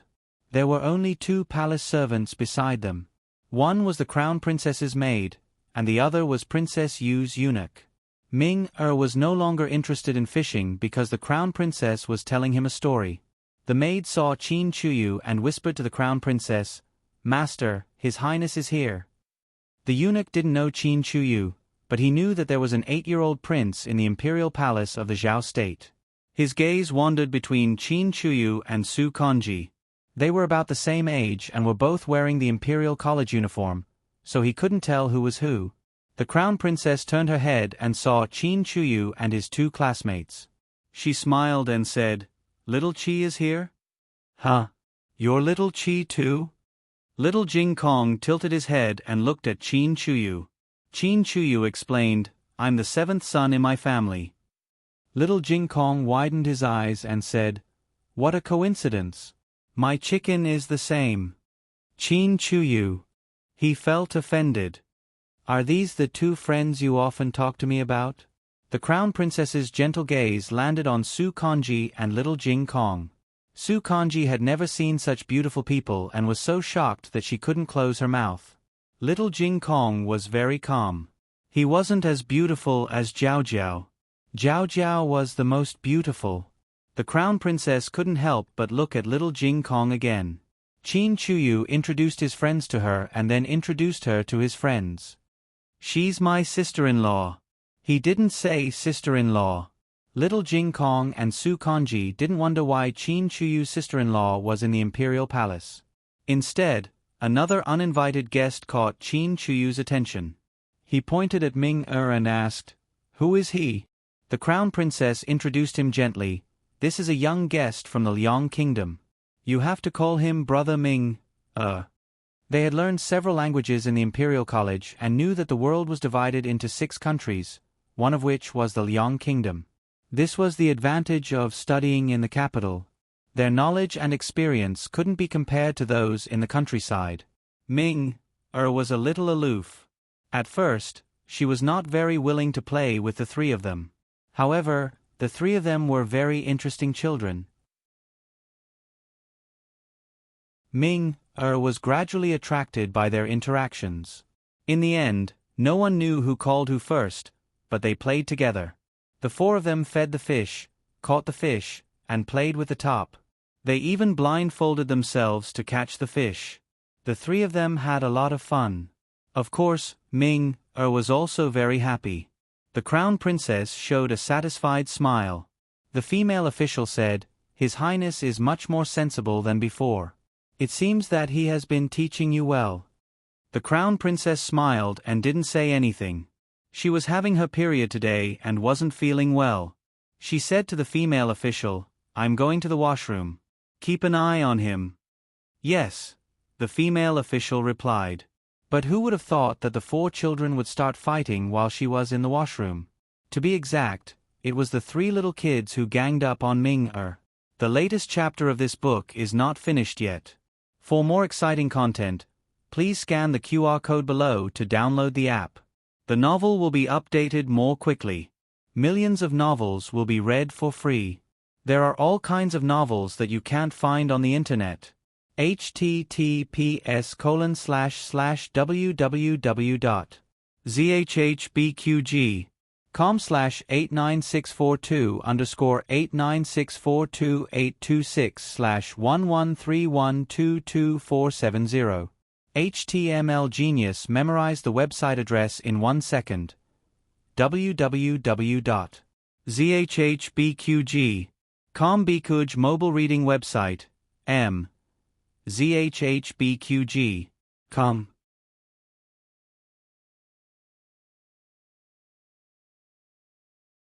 Chapter 241. The latest chapter of the book is not finished yet. Please scan the QR code below to download the app. The novel will be updated more quickly. Millions of novels will be read for free. There are all kinds of novels that can't be found online. The Crown Princess's perfect expression cracked. The story started from when the 4 of them blindfolded each other. This game was inspired by Ming-Er. When he was in the state of Liang, he often saw his grandfather and concubines play this game, so he remembered it. The 4 of them played rock paper scissors to decide who would be the first to be blindfolded, and it was Chin Chuyu. After Chin Chuyu blindfolded himself, he started to catch people. Little Jing Kong and Su Tangsong didn't know the rules of the game, so they laughed out loud and were successfully caught by Chin Chuyu. Ming-Er didn't get caught because the first person caught would start to count until 100. If the blindfolded person couldn't catch the other 3 people within 100, they would lose. The first person caught would be the blindfolded person for the next round. The second person was Su Tangsong. Chin Chuyu couldn't help but laugh out loud and was successfully caught by Su Tangsong. Little Jing Kong was a wrestling kid. He fell and made a lot of noise, so he was successfully caught. Ming-Er continued to win. This repeated several times, but Ming-Er wasn't caught even once. Finally, it was little Jing Kong's turn to be blindfolded. He caught Ming-er first. Ming-er thought little Jing Kong was cheating. I didn't. Little Jing Kong pulled down the cloth and said seriously. Ming-er, then how did you know I was here? You made a sound. Little Jing Kong meant that he heard his voice. I didn't. Ming-er was confident that he didn't make any noise. Little Jing Kong was furious. You did. You did. You breathed out. You breathed out 5 times. 3 times and 1 light. Little Jing Kong practiced his basic skills every day. He could even hear the rustling of a leaf, so how could he not hear people's breathing? But Ming-er didn't believe it at all. He said arrogantly, You are cheating. Su Tangtsung and Qin Chuyu stood on their good friend's side. Su Tangtsung, Jing Kong is very smart. Qin Chuyu, yes. He knows everything. If you don't believe me, test him. Just like that, the topic was diverted by the 2 protective teammates. The 2 of them started a recitation competition, from the 3-character classic to the 1,000-character classic, and from the 300 ancient poems to the 4 books and 5 classics. In the beginning, the 2 of them were on par with each other. However, as time went on, Ming-er gradually became exhausted while little Jing Kong was still at ease. Because the palace servants saw that they were just comparing notes and reciting books, they didn't think it was a big deal, so they didn't stop them in time. Little Jing Kong easily finished the sentence for the 3rd time. Ming-er suddenly lost his temper. He reached out his hand and pushed little Jing Kong to the ground. It was a grassland, so it did not hurt. Little Jing Kong was a little confused. Su Tsung could not stand it anymore. How dare you bully my friend? I'll make you walk on your knees today. Su Tang pounced over and punched Ming-er to the ground. The maid and eunuchs hurried forward to pull them apart, but they were too late. Little fatty Qin Chuyu also joined in the beating. Little Jing Kong was too small to squeeze in, so he hugged one of Ming-er's legs to prevent him from kicking Su Tangtsung and Qin Chuyu. In short, the 3 little kids were very strong. When the 4 of them were separated, Ming-er's face was swollen. The 3 little kids were completely fine. Princess Yu had fallen asleep in the sun, so she didn't hear the commotion immediately. When she arrived, Ming-er's face was already swollen like a bun. The Crown Princess hurriedly explained the situation to Princess Consort Yu. She did not embellish or deliberately conceal anything. The Crown Princess thought that Princess Yu would be furious and avenge her son, but unexpectedly, she calmly said to the eunuchs, Take Ming-er away to change his clothes. Yes. The eunuchs took Ming-er away. Princess Yu never punished servants in front of her son. Ming-er looked back at Princess Yu as he walked. But to his surprise, his mother didn't punish the little kids who bullied him. Instead, she squatted down in front of the youngest one and took out a handkerchief to wipe his face. He didn't hear what his mother said to the little kid, but his mother was very gentle to him, which made his heart ache. After such a big incident, the Crown Princess naturally had to strictly educate Qin Chuyu. Qin Chuyu used to be so timid, but now he knew how to sacrifice himself for his friends. If this matter spread to the Emperor's ears, he would blame the Crown Prince and Crown Princess for not teaching their brother well. As for Su Tangtang, the Minister of War was already scared out of his wits. He trembled as he entered the palace to take his grandson out. Only little Jing Kong was left. He didn't inform his family when he came, so no one came to pick him up. He drooped his little head and stared at his little toes gloomily. For a moment, he felt like he was abandoned by the whole world. He wanted to jiao. His nose was sore. Suddenly, a tall shadow enveloped him. Are you crying? A teasing and magnetic voice sounded above his head. I'm not crying. As little Jing Kong spoke, he looked up and saw a handsome face. It was the face he saw at the courier station and himself. The most handsome uncle. Marquis Xian Ping hooked his little clothes with one finger and lifted the little guy up. Little Jing Kong landed firmly in his arms. The palace maids and eunuchs guarding little Jing Kong were stunned. They were just about to bow when Marquis Xian Ping raised his hand to stop them. They thought it was shocking enough that Marquis Xian Ping appeared here, but they didn't expect him to carry this troublesome little kid. This child was said to be a commoner's child, and his sister was just an ordinary female doctor. Was this lowly commoner worthy of Marquis Xian Ping's treatment? Little Jing Kong didn't feel wronged at first. He just missed his family and Gu Jiao a little. But after being carried into Marquis Xian Ping's arms, he suddenly felt wronged. There was a familiar aura on the handsome uncle, but he didn't know it was very similar to his bad brother-in-law's aura. This aura made him feel at ease. Being like Sure Yi made him feel wronged. He would only feel wronged in front of people who cared about him. He sat on Marquis Xian Ping's strong forearm, grabbed his clothes with his small hands, and lowered his eyes to prevent Marquis Xian Ping from seeing his red eyes. Marquis Xian Ping clicked his tongue. Cry if you want. Don't cry. He shook his head. Tears rolled down her cheeks. Marquis Xian Ping carried him to the carriage. A palace maid said, Marquis, the crown princess ordered us to wait for his family. Lord Su has already gone to inform him. Marquis Xian Ping cast a cold glance at her. The palace maid shivered and didn't dare to say anything. Marquis Xian Ping carried little Jing Kong and walked out of the palace. Marquis Xian Ping had Xiao Liulong's aura. It was the bloodline, the aura that came from his bones. Little Jing Kong also had Xiao Liulong's aura, but because they slept together every night, he was tainted with his aura.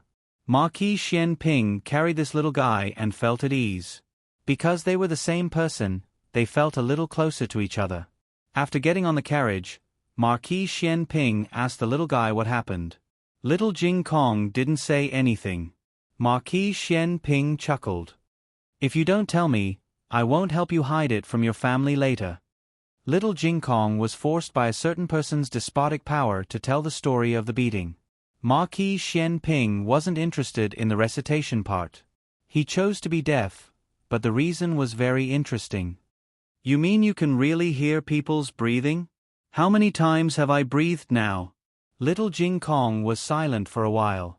After he breathed a few times, he said, 7 times, 6 light and 1 heavy. Marquis Xian Ping took a deep breath and narrowed his eyes at him. This little guy is a little interesting. While Marquis Xian Ping sent little Jing Kong home, Prince Yu also took his wife and son back to their residence. Ming was already asleep. Princess Yu was covering him with a blanket. Is it that child? Prince Yu suddenly asked. When he went to pick up his wife and son, he naturally saw the 3 children who ganged up on his son. One of them was a prince of Zhao country, one was the son of a minister, and the other was a commoner's child. He was 4 years old and looked very clean and cute. If he didn't stop her, his wife might have brought the child back on the spot. It's him. Princess Yu nodded while choking with sobs. You saw it too, right? He's our son. I've asked, he was born in Leu. Our son too. Prince Yu's firm heart suddenly wavered. That child was fair and cute, and he liked him at first sight. Could it be that the child really came back to life? It wasn't difficult to prove this point. He just had to go to the place where the child was buried and dig out the coffin. But this was a very difficult decision. However, in order to prove the child's identity, Prince Yu gritted his teeth and went. He came to a place with good feng shui that he had chosen and ordered the guards to dig out the coffin. When the guards were about to open the coffin, he suddenly stopped them. Wait.